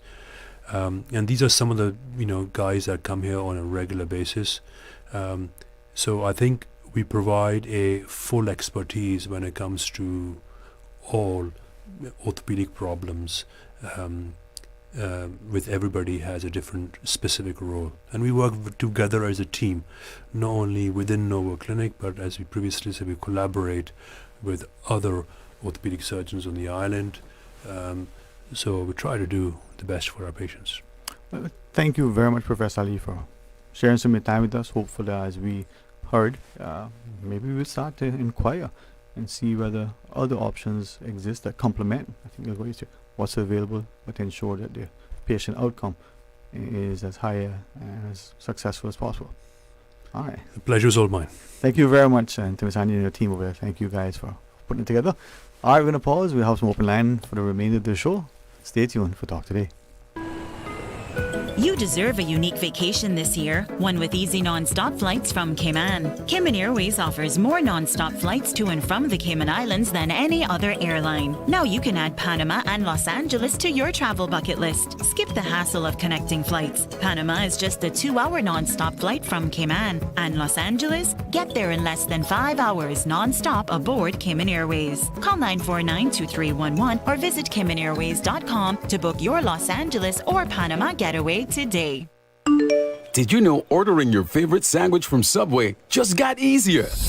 Yeah, picture this. No more waiting in line. No more fussing with cash. Just a delicious taste of Subway at your fingertips. With our new app, ordering your go-to sub is as easy as a few taps on your phone. Plus, receive exclusive deals and earn loyalty points with every purchase made on the app. Download the new Subway app today and get ready to ditch the lines and drive straight into your flavor. Visit the App Store or Google Play Store on your mobile phone and search for Subway Cayman Islands. Subway. Eat fresh. Stay cyber secure with Cayman National. Protect your computers and mobile devices with security software to defend against cyber attacks through viruses, malware, and other online threats. Be aware of unsecure Wi-Fi connections when in public. If you need to access your online banking or sensitive information on your mobile devices, try disabling the Wi-Fi and switching to data from your mobile network. If you suspect a fraud attempt, please contact our customer support team at 949-8300. Did you know that Doctors Hospital provides urgent care services 24 hours a day, 7 days a week? And Doctors Hospital's urgent care physicians have access to the most advanced MRI and CT imaging in the Caribbean, providing reliable diagnostics when you need it most. When you need quality urgent care for an illness or injury, Doctors Hospital is here for you 24/7. Whether it's a migraine, chest or abdominal pain, shortness of breath, broken bones, or another urgent need, Doctors Hospital at the top of Walker's Road. Urgent care right now. She hear clunk and her car stop. I was just about to send her some money, so I send it straight to her JN money transfer card. It cost me less, and perhaps she use the card, pay the garage right away. She'll get discount through the JN Rewards program in Jamaica. This card make things easy. You can even get funds at any multi-link ATM. JN Money Transfer Card. Fast, affordable, convenient. Tell your loved ones in Jamaica about it. Sign up is free. Radio Cayman's Talk Today.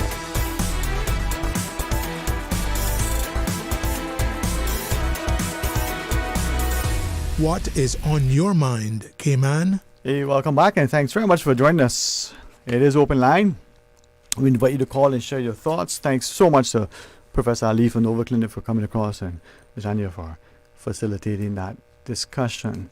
I don't say this in any way other than the greatest love and respect when I say that a society sort of pillars are its health sector and its education sector. So a strong, robust health education system is important. So to Professor Ali, thanks for giving us a perspective. And as he spoke, you could see not just the incredible gifting of an orthopedic surgeon, but that educator. What are your thoughts on what was shared, specifically in relation to maybe as patients we go over to the UK for patient care? He's very, very directly. I would probably use other words that you might find to be a little bit too strong. But he said clearly, hey, the cost for that particular surgery or treatment is significantly lower than in the US. Now, he did share that it is without question a developed network and system going over to the US where you get that concierge service, all your accommodations, your travel, your transport, all those things set up. But maybe as opposed to a $70,000 procedure in the UK, at the highest, it could be 500, 700,000 in the US. So if you're paying 10 times, 7 times more, maybe getting a bouquet of flowers and some good chocolate thrown in, won't be any more money. But what do you think? Now, a couple of listeners shared. Let me read one in particular when we're looking at the whole discussion and emphasizing that, if you think about the cost of travel and accommodation in London, it isn't cheap at all, right? You got the time off work, you got the cost of the family member sharing, all that load of support for the patient. Maybe there is much to be as that listener emphasizes, but perhaps it's because to an extent we haven't given it sufficient thought. Now, it's good discussion, good opportunity to either cement our views and be confirmed to our commitment, or it may be that it's an eye opener and you go, what can we do if at the end of the day our outcome is simple, the very best possible health care for us as patients. I liken it to those of us who will go to the UK for education, whether that's to finish, sixth form or do boarding school or university or other training. Again, if we can leverage whatever resources we have, if we can provide every opportunity for our people, whether it's in education, either employment, but certainly in health, to get the very best, and why not? Well, it's open line, and you can share your thoughts with us. 949-8037. 949-6990. You can WhatsApp call 925-3261. You can also call us on 1-800-534-8255 and share with us. I did not, as planned earlier, attend a few presentations, and as I said to the individuals, it would have been great to hear firsthand what may be shared in the coming hours, in some instances, maybe days and weeks ahead, relative to the political landscape. But given the setting and the timing, I thought it would be better to, if I used it, perhaps to benefit more what I do as opposed to where my interests lie. But I wanted to share that as we see the political landscape start to unfold, one individual had referenced that, will we see by, midweek more announcements relative to the speculation about potential candidates, and given that the close off is this Wednesday for those who are considering getting registered to vote, and then nominations come the 3rd of March. He asks, well, why are we still in that process, and understanding, as he shared, that there are logistics, there are things that have to be verified. We want as much as possible, a level of public accountability and public dissemination of information so people can critique it beyond the process. Now, in him asking, he almost answered his question, but then it led us to ask otherwise. Is there a way that we can make the political process more accessible, not only to get registered to vote, but to directly participate as a candidate, but also as, in my words, supporting cast? Here is something that may be considered political. You chastise me if you think it's appropriate. I suggested this to him. We didn't have a chance to really talk about it. Would like to suggest it to you, and you tell me what you think. As I gather now, there's a process. You got to get nominated and the like, but you have to pay a fee. Is it $1,000, Mr. Paul? He says he doesn't know because nobody asked him for it. So you pay a fee. Let's say it's $1,000, and if you get a certain percentage of the votes, then you get your money back, and if you don't, well, you lose. Most people, I think, over the years, manage to get it. So 10% of the votes cast, whatever it is, right? What if we change that? What if there's no fee? There's no fee to pay. Maybe $100, maybe a relatively small sum, administrative fee. Nothing significant, nothing that would preclude people. But let's say there's no fee. You don't get it back. You pay that fee if you pay the small fee, or you don't pay a fee at all. But it's a small fee, you don't get it back. But if you win, if you are a successful candidate and you're now been duly elected, then you pay a fee. And it's not $1,000. Maybe it's $10,000. Maybe it's $5,000 a year for each year that you're elected. Now, you might say, well, that don't make no sense, and it may not, but it's just a thought. The reason why I suggest that and I ask your input, many times when it comes to education and healthcare, it's very evident. When it comes to the price of admission to some places, we either inadvertently exclude people. That's another impediment that we put in the way that denies people. Sometimes we do it deliberately. Here's a restaurant, but to eat here, it's a minimum of $5 a person. Here's another restaurant that is, $5 a plate. Now, if the food is good at both places and you feel you're getting value for money, you may go. But if you can't afford one, you may want to go but can't. So, is that $1,000 or is a fee for any and everybody who's eligible to contest one of the electoral seats? Is that fee an impediment? And should there be no fee? If there's a fee, what if it's a small sum? You don't get it back if you pay it, but if you win, you pay, I don't know, $25,000, $100,000, whatever the sum is, $5,000. What do you think of it? If you think it's a foolish idea, hey, trust me, I'm a big boy, broad shoulders. I'll take it. But I need you to, share your perspective.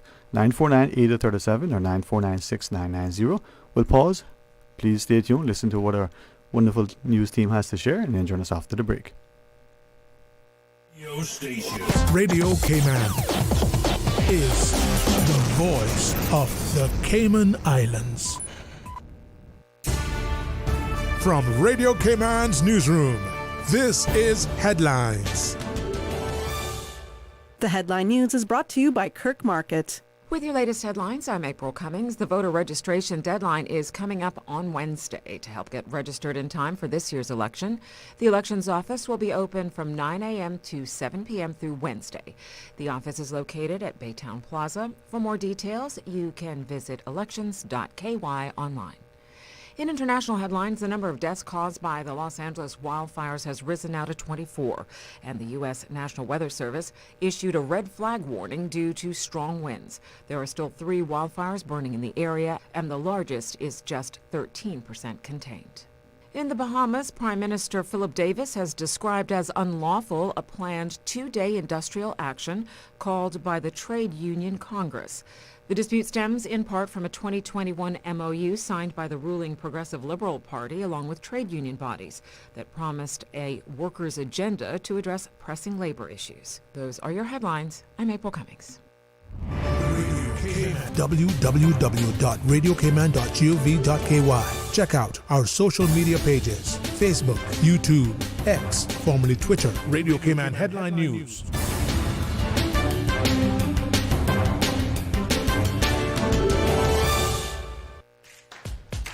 You can now renew your driver's license or motor vehicle license online, and you don't need an ESID number. It's as easy as 1, 2, 3. Visit www.dvdl.gov.ky.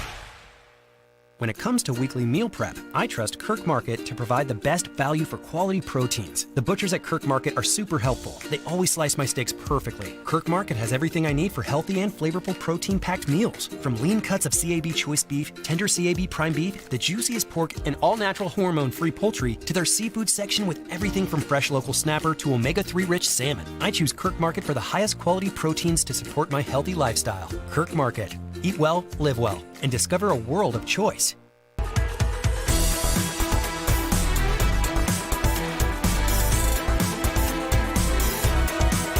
Radio Cayman Talk Today continues. Hey, welcome back, and thanks for joining us. And it's open line as we conclude the rest of today's show. As we go to the phones, welcome. Thanks for calling. Good afternoon, sir. Hey, wonderful afternoon to you. How's it going?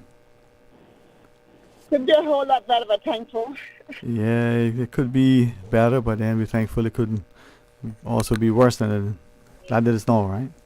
Yeah, just one day at a time, my dear. One day at a time. What's that song? One day at a time, sweet Jesus? Sweet Jesus, yeah. I tell you, it's all I'm asking of you. What? Give me the day, show me the way. That's right. I don't call it talk. what about how about these guys paying to enter into the arena there? My opinion on that, I think the first comers shouldn't have to pay anything, period.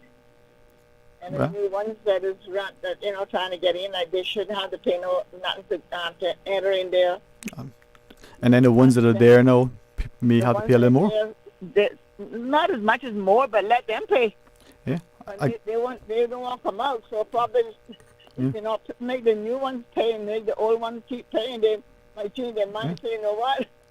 But I really truly believe that all this, especially this the way the things are going right now, we have a lot of newcomers that want to get involved, and I think a little motivation and a little incentive. I would say no charge for the new ones that's coming out. But those that has run before and getting back in the arena, they pay, and those that's already in there that may get back some in, they pay. By the newcomers, they should not have to pay anything. They should have a little incentive to, to put their foot in the hot water of trying to want to go and help run this island, because right now our island is looking good. Yeah, well, that's a good suggestion, because then, like you said, it by not having to pay, it may incentivize, give that incentive to that newcomer who might say, you know what, I'm gonna try it. Nothing risk, nothing gain, right? Nothing venture, nothing gain. Yeah, and going there with a good mind, and going with a good mind. Yeah. Just have a good attitude and be able to answer all your questions, and act like an adult, act matured. Yeah. Don't say you're coming there to take out Tom Jones and put in Harry. You're going there to better what's going on there, and if that Tom Jones or Harry's in there and he wants to join the party and make things better, or more power. Right. And I mean, I'm going to infer from you when you say party, not this foolishness of political parties. I mean, it's kind of offensive when I hear media outlets publish about death to the independence, when really the party system only benefits the party loyal, right, the party faithful. But with that in mind, though, here's where your comment helps us to appreciate the importance of having discussion. Your suggestion, I think, is a great one. It makes sense. Yeah. Yeah, I think we should. I think we should stop this one man vote thing too and go back to what we was before. Well, that makes two of us. It's not working. It's not working at all, because then you may be able to do all you can do for Prospect, and then again Georgetown not getting anything or rate. It divides us, right? It's Red Ben George and Prospect is all in one, right? Yeah, but it divides us. Yeah. It's still divided, right? Yeah. Well, I'll give you an example. All the sponsor garbage bins that came up to Prospect, where are they? The rest of the island got any? Now I heard how great they work. They did work for the area, and got to get more involved in them for the whole island. But again, this is where we need to look at making the country the best in terms of its cleanliness, its safety, the opportunity, the security, the social stability. And if you have a house and you've only painted the front door or the front part of the house, but the rest looks bad, I mean, from one side it may look great, but if it's falling apart on the other side, what have you really done? Or if outside is great, but inside is, anyway. People always say you can tell how the inside of a house is kept by the look of the yard. Well, I believe that. It certainly, yeah. But to each his own. Yeah, I don't want to put you off. One of our good listeners shares then, and everyone if it's free, I guess then everyone would be running. Oh, please. And then the seat then could be won with 5% of the constituency. Do a primary runoff, and then the top two candidates run for election. I mean, those are people who have those views, Yeah. Well. Yeah.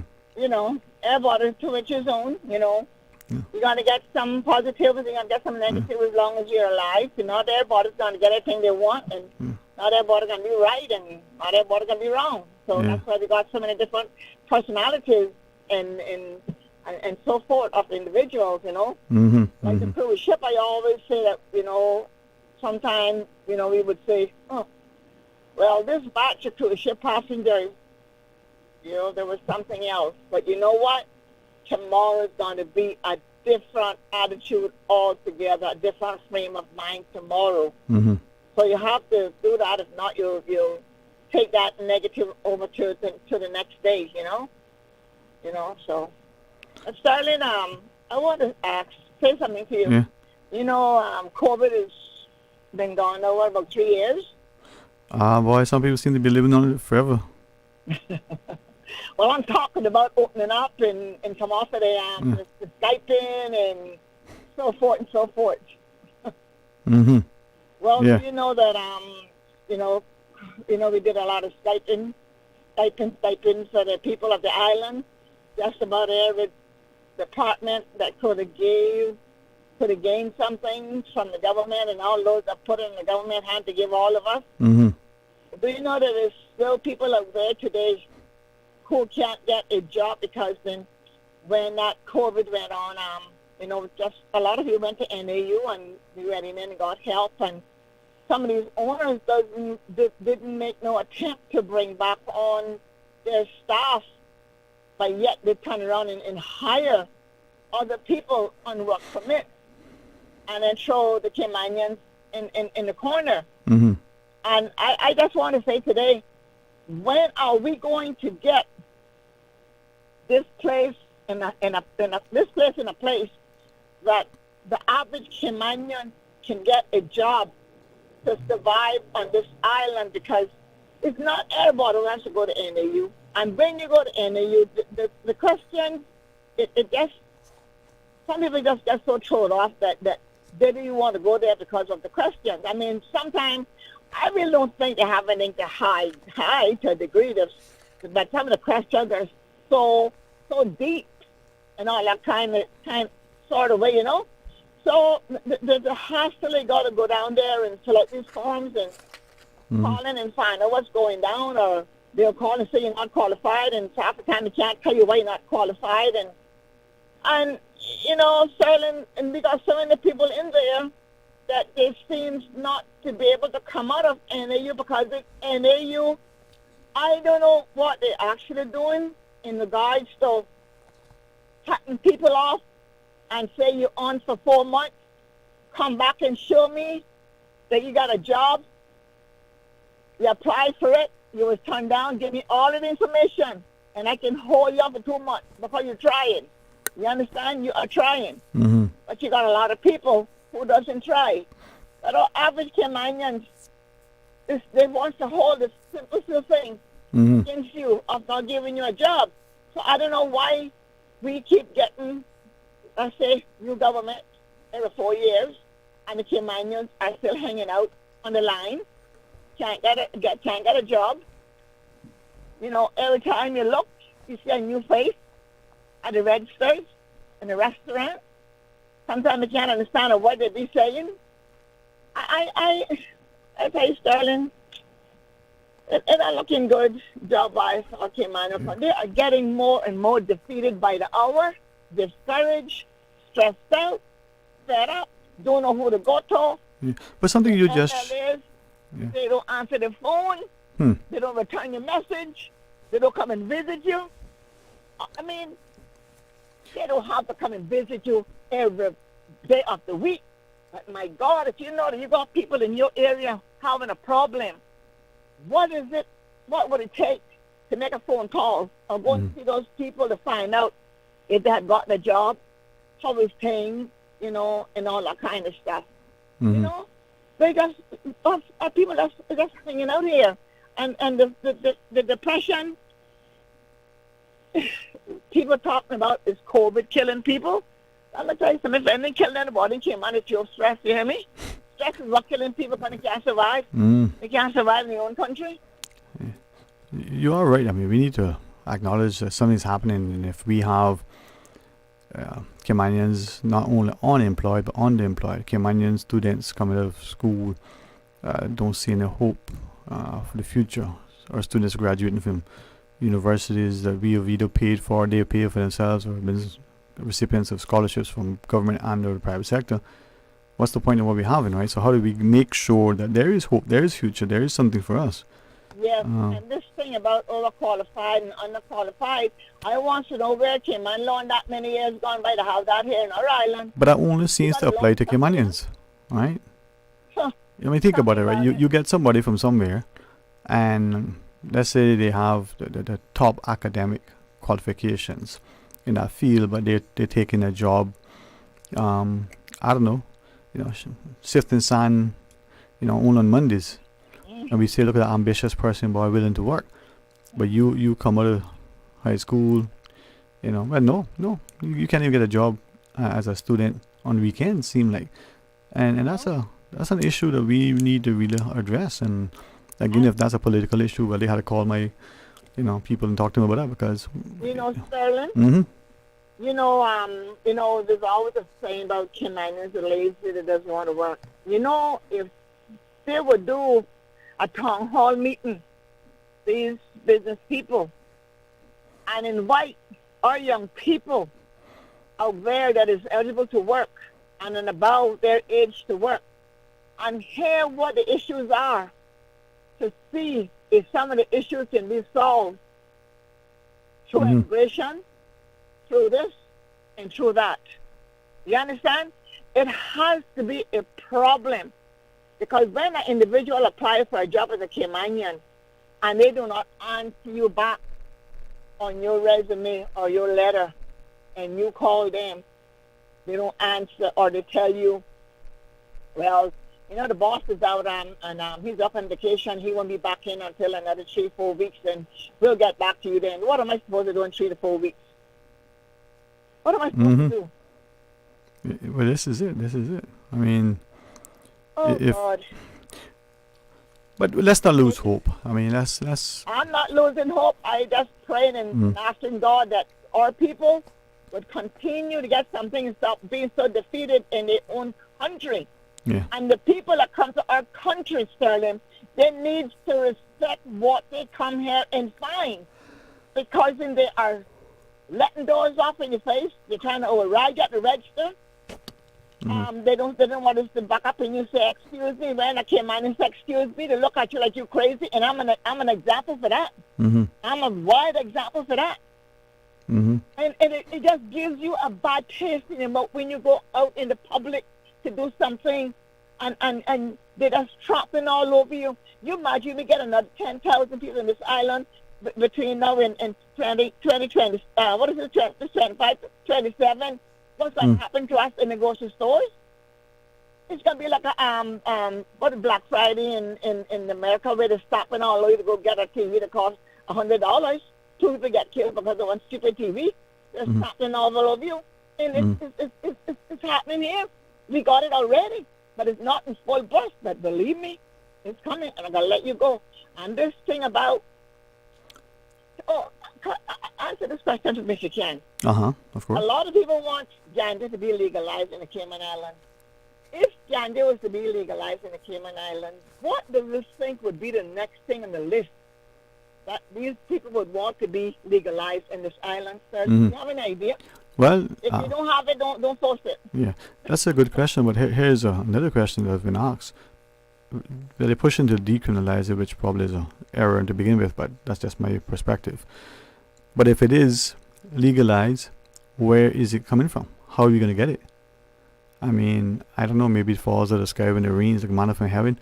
Maybe somebody got something set up already that they'll be the only ones licensed. I have no clue. But you raise a good point. Okay. They also state too, they would plant it, they would have a farm here, and people would have jobs. Really? Well, you tell me the right person in mind got to go and work in a gang, just steal a pig gang to come out here and sell to whoever they're going to sell it to. How they going to do it, I don't know, and I don't care. Look at our public beach, Sterling. It's a disgrace. And I want to know what tourism is doing about the public beach. Everything that's down there need to be taken away and put back as it was as a public beach. Well, if you're ready to go after the show, give me a call and we go down there. I got a shovel and a rake and some gloves. We can start with that. But I mean, maybe what we need to start is our red light that's facing east on the first set of bathrooms in the little hut. That looked like, I got some words that aren't probably the best to use publicly. But if it's for security, that red light provides no illumination. It's not a red light district, is it? I mean, why do we have a red light on the building? It does not light the parking lot. It does not make the place safer. if anything, it makes it look like what I later say, more yaga yaga. Anyway, thank you, right? Yes. So maybe the puller works there. Somebody can go down and get it at the park. So if not, give me a step ladder and mean you go change the bulb. Let's try to do that. I'll go with you. All right. I'll go buy a couple of bulbs. There you go. Okay. Bye-bye. Take care. Thanks. Good. Wonderful lady, like many thankfully have the courage and the tenacity. And let's make this year one where we are positive and proactive, and irrespective of our position, that we do the right thing, we say the right thing, and stop. What Mama said, make up a no frightened. Some of us are so afraid of our shadows, We can be polite and direct, We can be very, very involved with seeking any kind of public accolades. But some of that's why we just want so much that we have no idea how much we've compromised and so getting. All right, 12 minutes or so left for the program. We'll take the last break. When we come back, if you want to talk, I'll listen. So stay tuned for Talk Today. Did you know ordering your favorite sandwich from Subway just got easier? Yeah, picture this. No more waiting in line. No more fussing with cash. Just the delicious taste of Subway at your fingertips. With our new app, ordering your go-to sub is as easy as a few taps on your phone. Plus, receive exclusive deals and earn loyalty points with every purchase made on the app. Download the new Subway app today and get ready to ditch the lines and drive straight into your flavor. Visit the App Store or Google Play Store on your mobile phone and search for Subway Cayman Islands. Subway. Eat fresh. Stay cyber secure with Cayman National. Here are a few tips that will benefit you. Ensure to log out completely when you finish any online banking activities. Be aware of phishing attempts and only click links from trusted sources that are sent from your device through emails and messages. Remember, Cayman National will never ask you for your credentials. If you suspect a fraud attempt or that your account has been compromised, please immediately contact our customer support team at 949-8300. You deserve a unique vacation this year, one with easy non-stop flights from Cayman. Cayman Airways offers more non-stop flights to and from the Cayman Islands than any other airline. Now you can add Panama and Los Angeles to your travel bucket list. Skip the hassle of connecting flights. Panama is just a 2-hour non-stop flight from Cayman. And Los Angeles? Get there in less than 5 hours non-stop aboard Cayman Airways. Call 949-2311 or visit CaymanAirways.com to book your Los Angeles or Panama getaway today. Freedom, Cayman Rack. Freedom, Little Cayman. Soft breezes, blue waters, no traffic. Unwind and rejuvenate your mind, body, and soul. Sister Island Staycations, a taste of freedom. Discover all that our sister islands have to offer.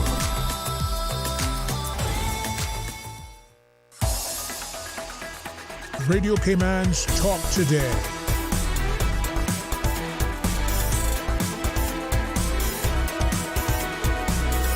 What is on your mind, Cayman? Hey, welcome back, and thanks very much for joining us. It's open line. We go straight to the phones and take this next call. Hey, welcome. Thank you for sharing. Hello? Hello. How are you? Hello. Am I on? I didn't know. Oh, sorry. Yes, sir, you're on. Yes, thank you. Thank you. Thank you for calling, sir. Have a great week as well as the day unfolds, all right? Yes, yeah. Right. Same to you. Interesting what you're talking about, but reality with any you and that, as you heard, what they're saying is that persons out of work need the help. This is the crux of the matter. Because we don't have direct income tax, there is no unemployment compensation tax paid when a person is working. 90% of the time or more than that, most people will be working. But if they're paying to the government a small tax, every country I know pays it. It's an unemployment compensation tax that when you're unemployed, you get it. You get your money. Right? You have about 6 months. You can collect that in the U.S. and you keep reporting where you've been on a job. People used to go around, collect business cards and show them where they've been, and et cetera, et cetera, et cetera. But in 6 months, you should be able to get hold of another job, so forth. And that's one of the problems. So you'll always have an NAU thing. We'll always be a sort of welfare society. People there'll be lots of charities here, as we know. There are many, many, many charities. And that's, with so much money passing through here, people often ask me that, why are there so many charities? I tell them I'm the wrong person to ask for that. I'm the wrong person because I don't see the need of it. With so much money passing through here, so it's got to be the system of taxation is flawed. It's not working. It's not working. It doesn't take any genius to realize that. It can easily be fixed. The only people who can fix that are our parliament or elected representatives. That's the just basic truth. So the courage has to be there to change these things. The health insurance problem, it's a tremendous problem. A tremendous problem. Most people are paying into insurance that they cannot afford, and it doesn't offer them any real coverage, and it maxes out before they even finish a year, and they still got to pay it because it's mandatory. It's mandatory. 85% of the population working for the private sector, more than that. And that's just the way things are, but we don't want to pay attention to those serious, serious issues, and it's costing the government, the country, a lot of money. Who can solve that problem? Our elected parliament. Only they. They made the law. They made it mandatory. Paid to private companies, and those private insurance companies send the money overseas, and it's invested in bank buildings and in hospitals and in all kinds of real estate, because that's what insurance companies do. The gambling thing, I don't know if I said that on the issue of referendum with the cruise sport. People have got to realize raffles are gambling. When you buy a raffle ticket, you are gambling. I repeat it. Whenever you buy a raffle ticket, you are gambling. It's a game of chance, right? It's a game of chance. But you're gambling. It's the same thing as if you went to the dog track. It's the same mathematics used, And we on insurance too. When you buy insurance, you're really gambling. When you buy an insurance, it's a gamble. That's what it is. But we wouldn't want to call it that. But that's the way it is. It's gambling. But the raffle thing, so we have to make a law first to say that gambling is legal in Cayman. Right now, as far as I know, and I guess you know that too, even more than I do, that gambling is illegal, isn't it? It is. And two things, though. With that, I was I can't recall how recent, but there have been cases before the court where, I hope I recall this correctly, but the Chief Justice now, as when she was magistrate then, had shared that there were two instances, I think reported in the Cayman Compass of the day, that said one was a foreign nationality from a Spanish-speaking country, and presumably because it was the custom where she was from, that the certain magistrate then said, okay, no big deal here, my understanding from as it was relayed to me, that basically ignorance of the offense served as a defense, right? Yeah, I understand. Yeah, and then the second one was at one of the restaurant areas, very popular restaurant area. The individual was involved in it, but because the fine under the existing legislation was so low, the judgment being that it didn't really serve the public interest to proceed in that way. So you are right. If the law books have it as an offense, are we as a country increasingly accepting of it? Now we know that one of the former police commissioners had cautioned that we could end up with serious crime as a result, and then we saw incidents of deaths and shooting. I heard of all that. Yeah. I know about that. So what do we do then? I mean, do we legalize it? The point is this. People have been gambling here for generations, and we know that. And we know big-name people. I don't want to call them. Right, but right. it would surprise a lot of people. right? I mean big names. Good? Mm-hmm. And revered names and heroes and so forth. Big gamblers. Big time gamblers. Right? There are big poker games going on in a certain room and Holiday Inn, the whole Holiday Inn. Okay? Good. And many of the biggest were there at all times. And big money's there. We're talking about 70s. Anyway, early 70s. Yeah. Just and late 70s to into the 80s. It's going to happen. It's going to go on. The government needs to be making money from it. It's very simple. It's very, very simple. They need to be taxing it.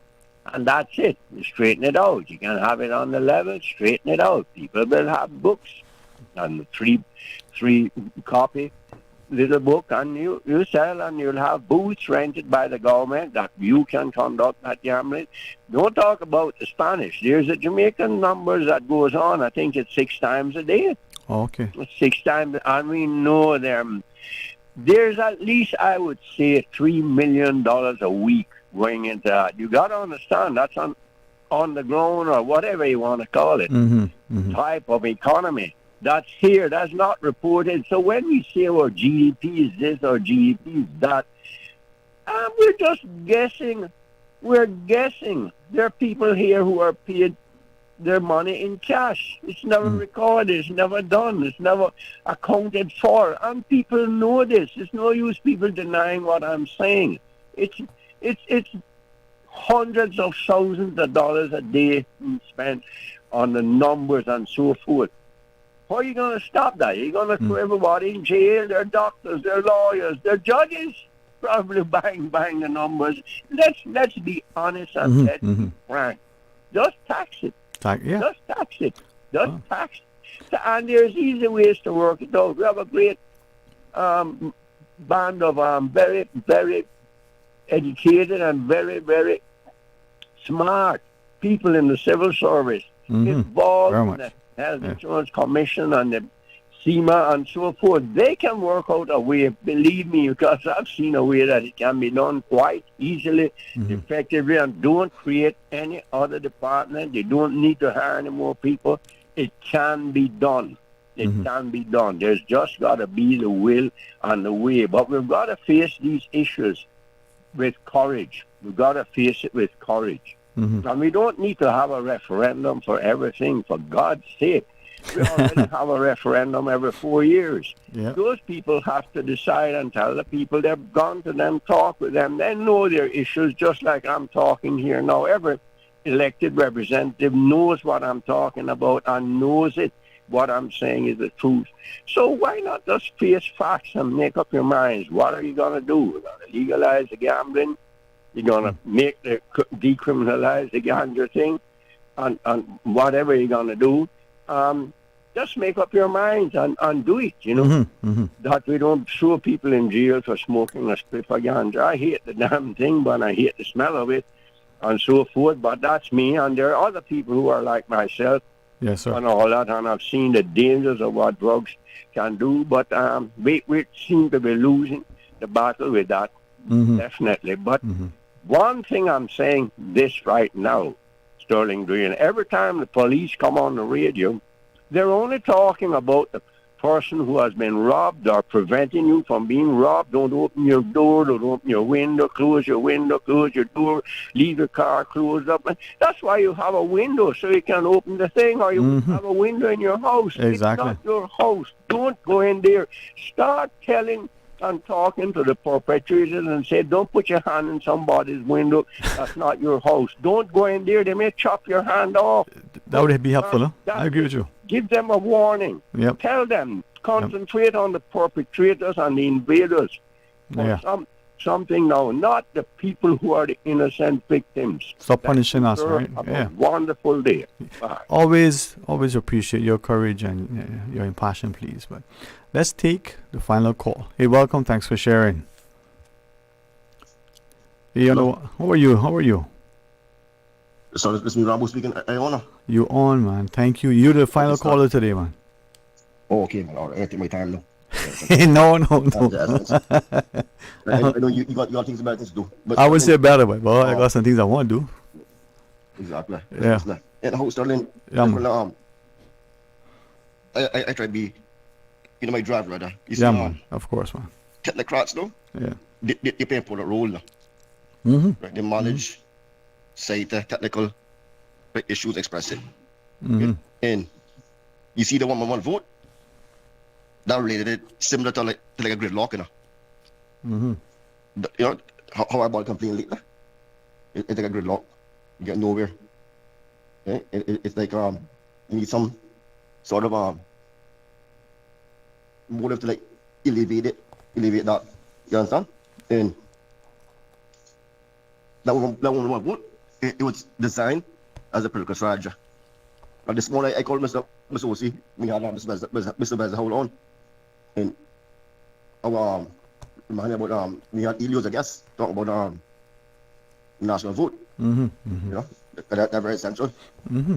And what people don't understand, Sterling, you see, the tenure, right? Who want to run for office, the tenure, that position, Mm-hmm.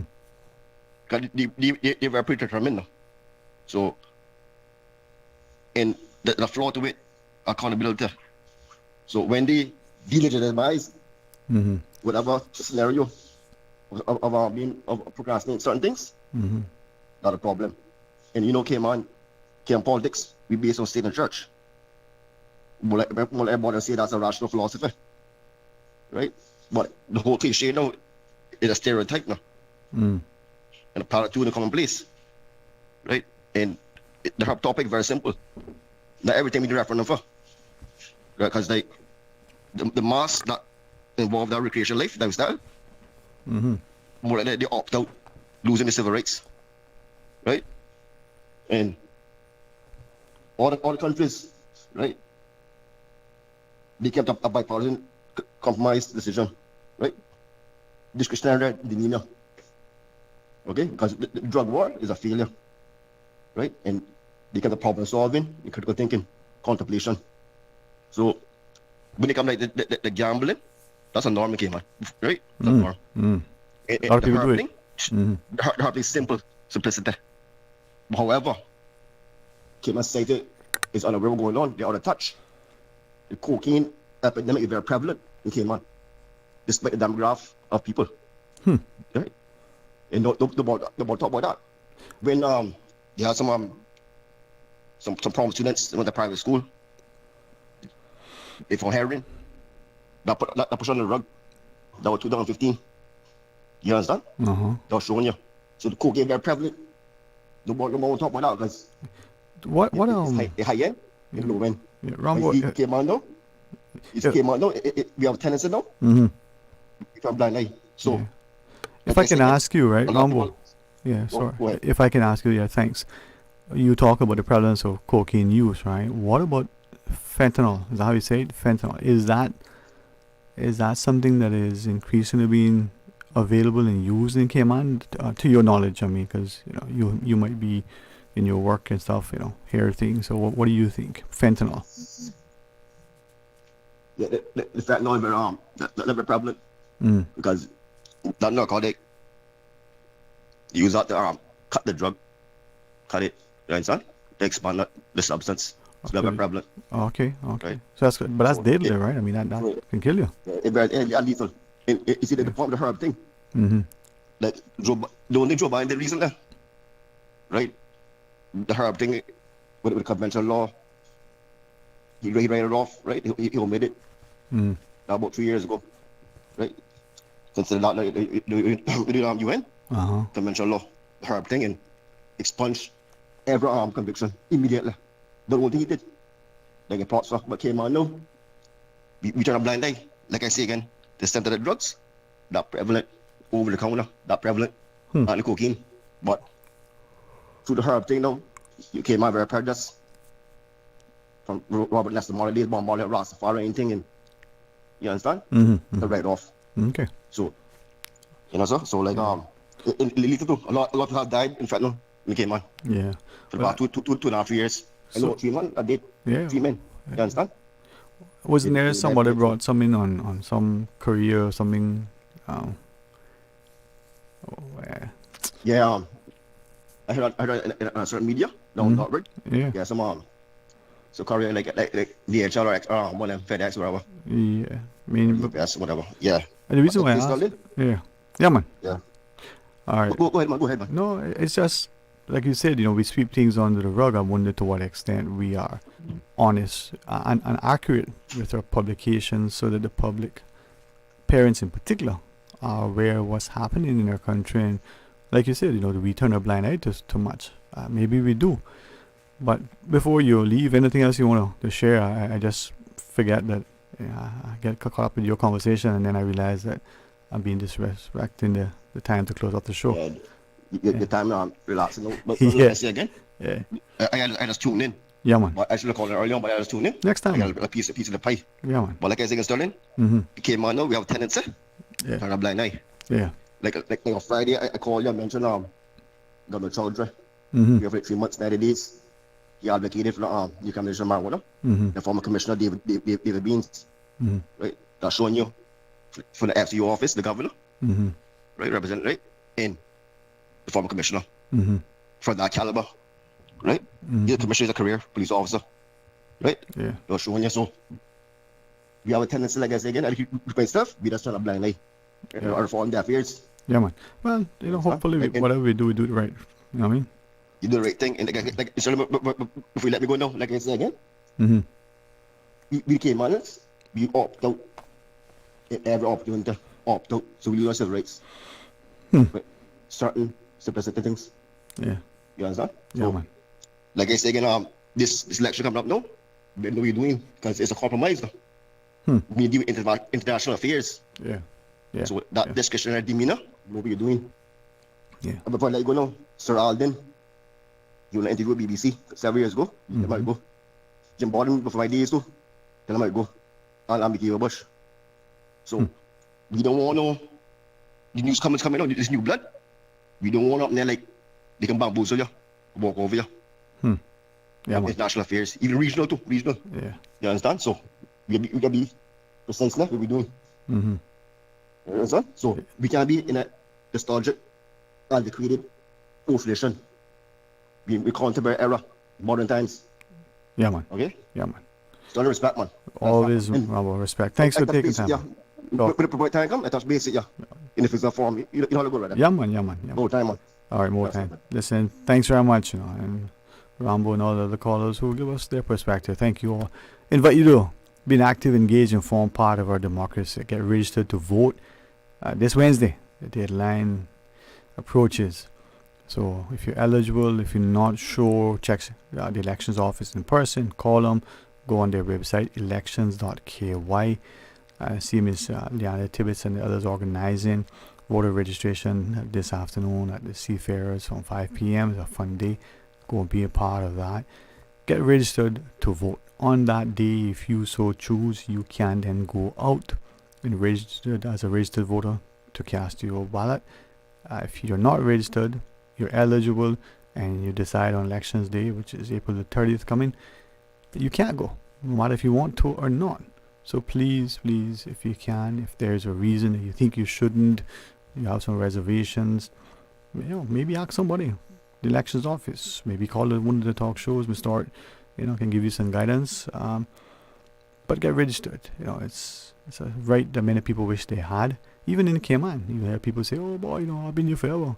I'm not registered. I can't get registered." Maybe they should, maybe they shouldn't. But if you are eligible, exercise that right. Get registered, and on elections day you can then go, whether it's a referendum or otherwise, and make your voice heard by casting your ballot. Democracy, sometimes it's taken for granted, and only when you live under other regimes that you find it, to be even worse than you thought the democracy was. All right, have a wonderful afternoon. I would ask you increasingly, be a little safe and seen and sensible on the roads, and drive with a little bit more care, caution, and consideration. And as you move about, try to get where you're going safely. And if you don't care about yourself, please, you should, but care about others in your vehicle or other road users. Slow down, get there safely. do it responsibly and respectfully with great care and attention. Have a wonderful rest of this Monday. God's willing, join us tomorrow for more Talk Today. And as you go about, make your way, make it the very best, most positive and productive that you can. Until tomorrow, be blessed. Talk Today is brought to you by Subway, open 24 hours in Countryside, Anderson Square in Georgetown, and Centennial Towers in West Bay. And by the Ministry of District Administration, explore your history, explore your land, explore your sister islands. And Cayman Airways, call them on 949-2311 to book your nonstop flights to Los Angeles and Panama. And Doctors Hospital, peace of mind is important when life happens. Doctors Hospital, always there for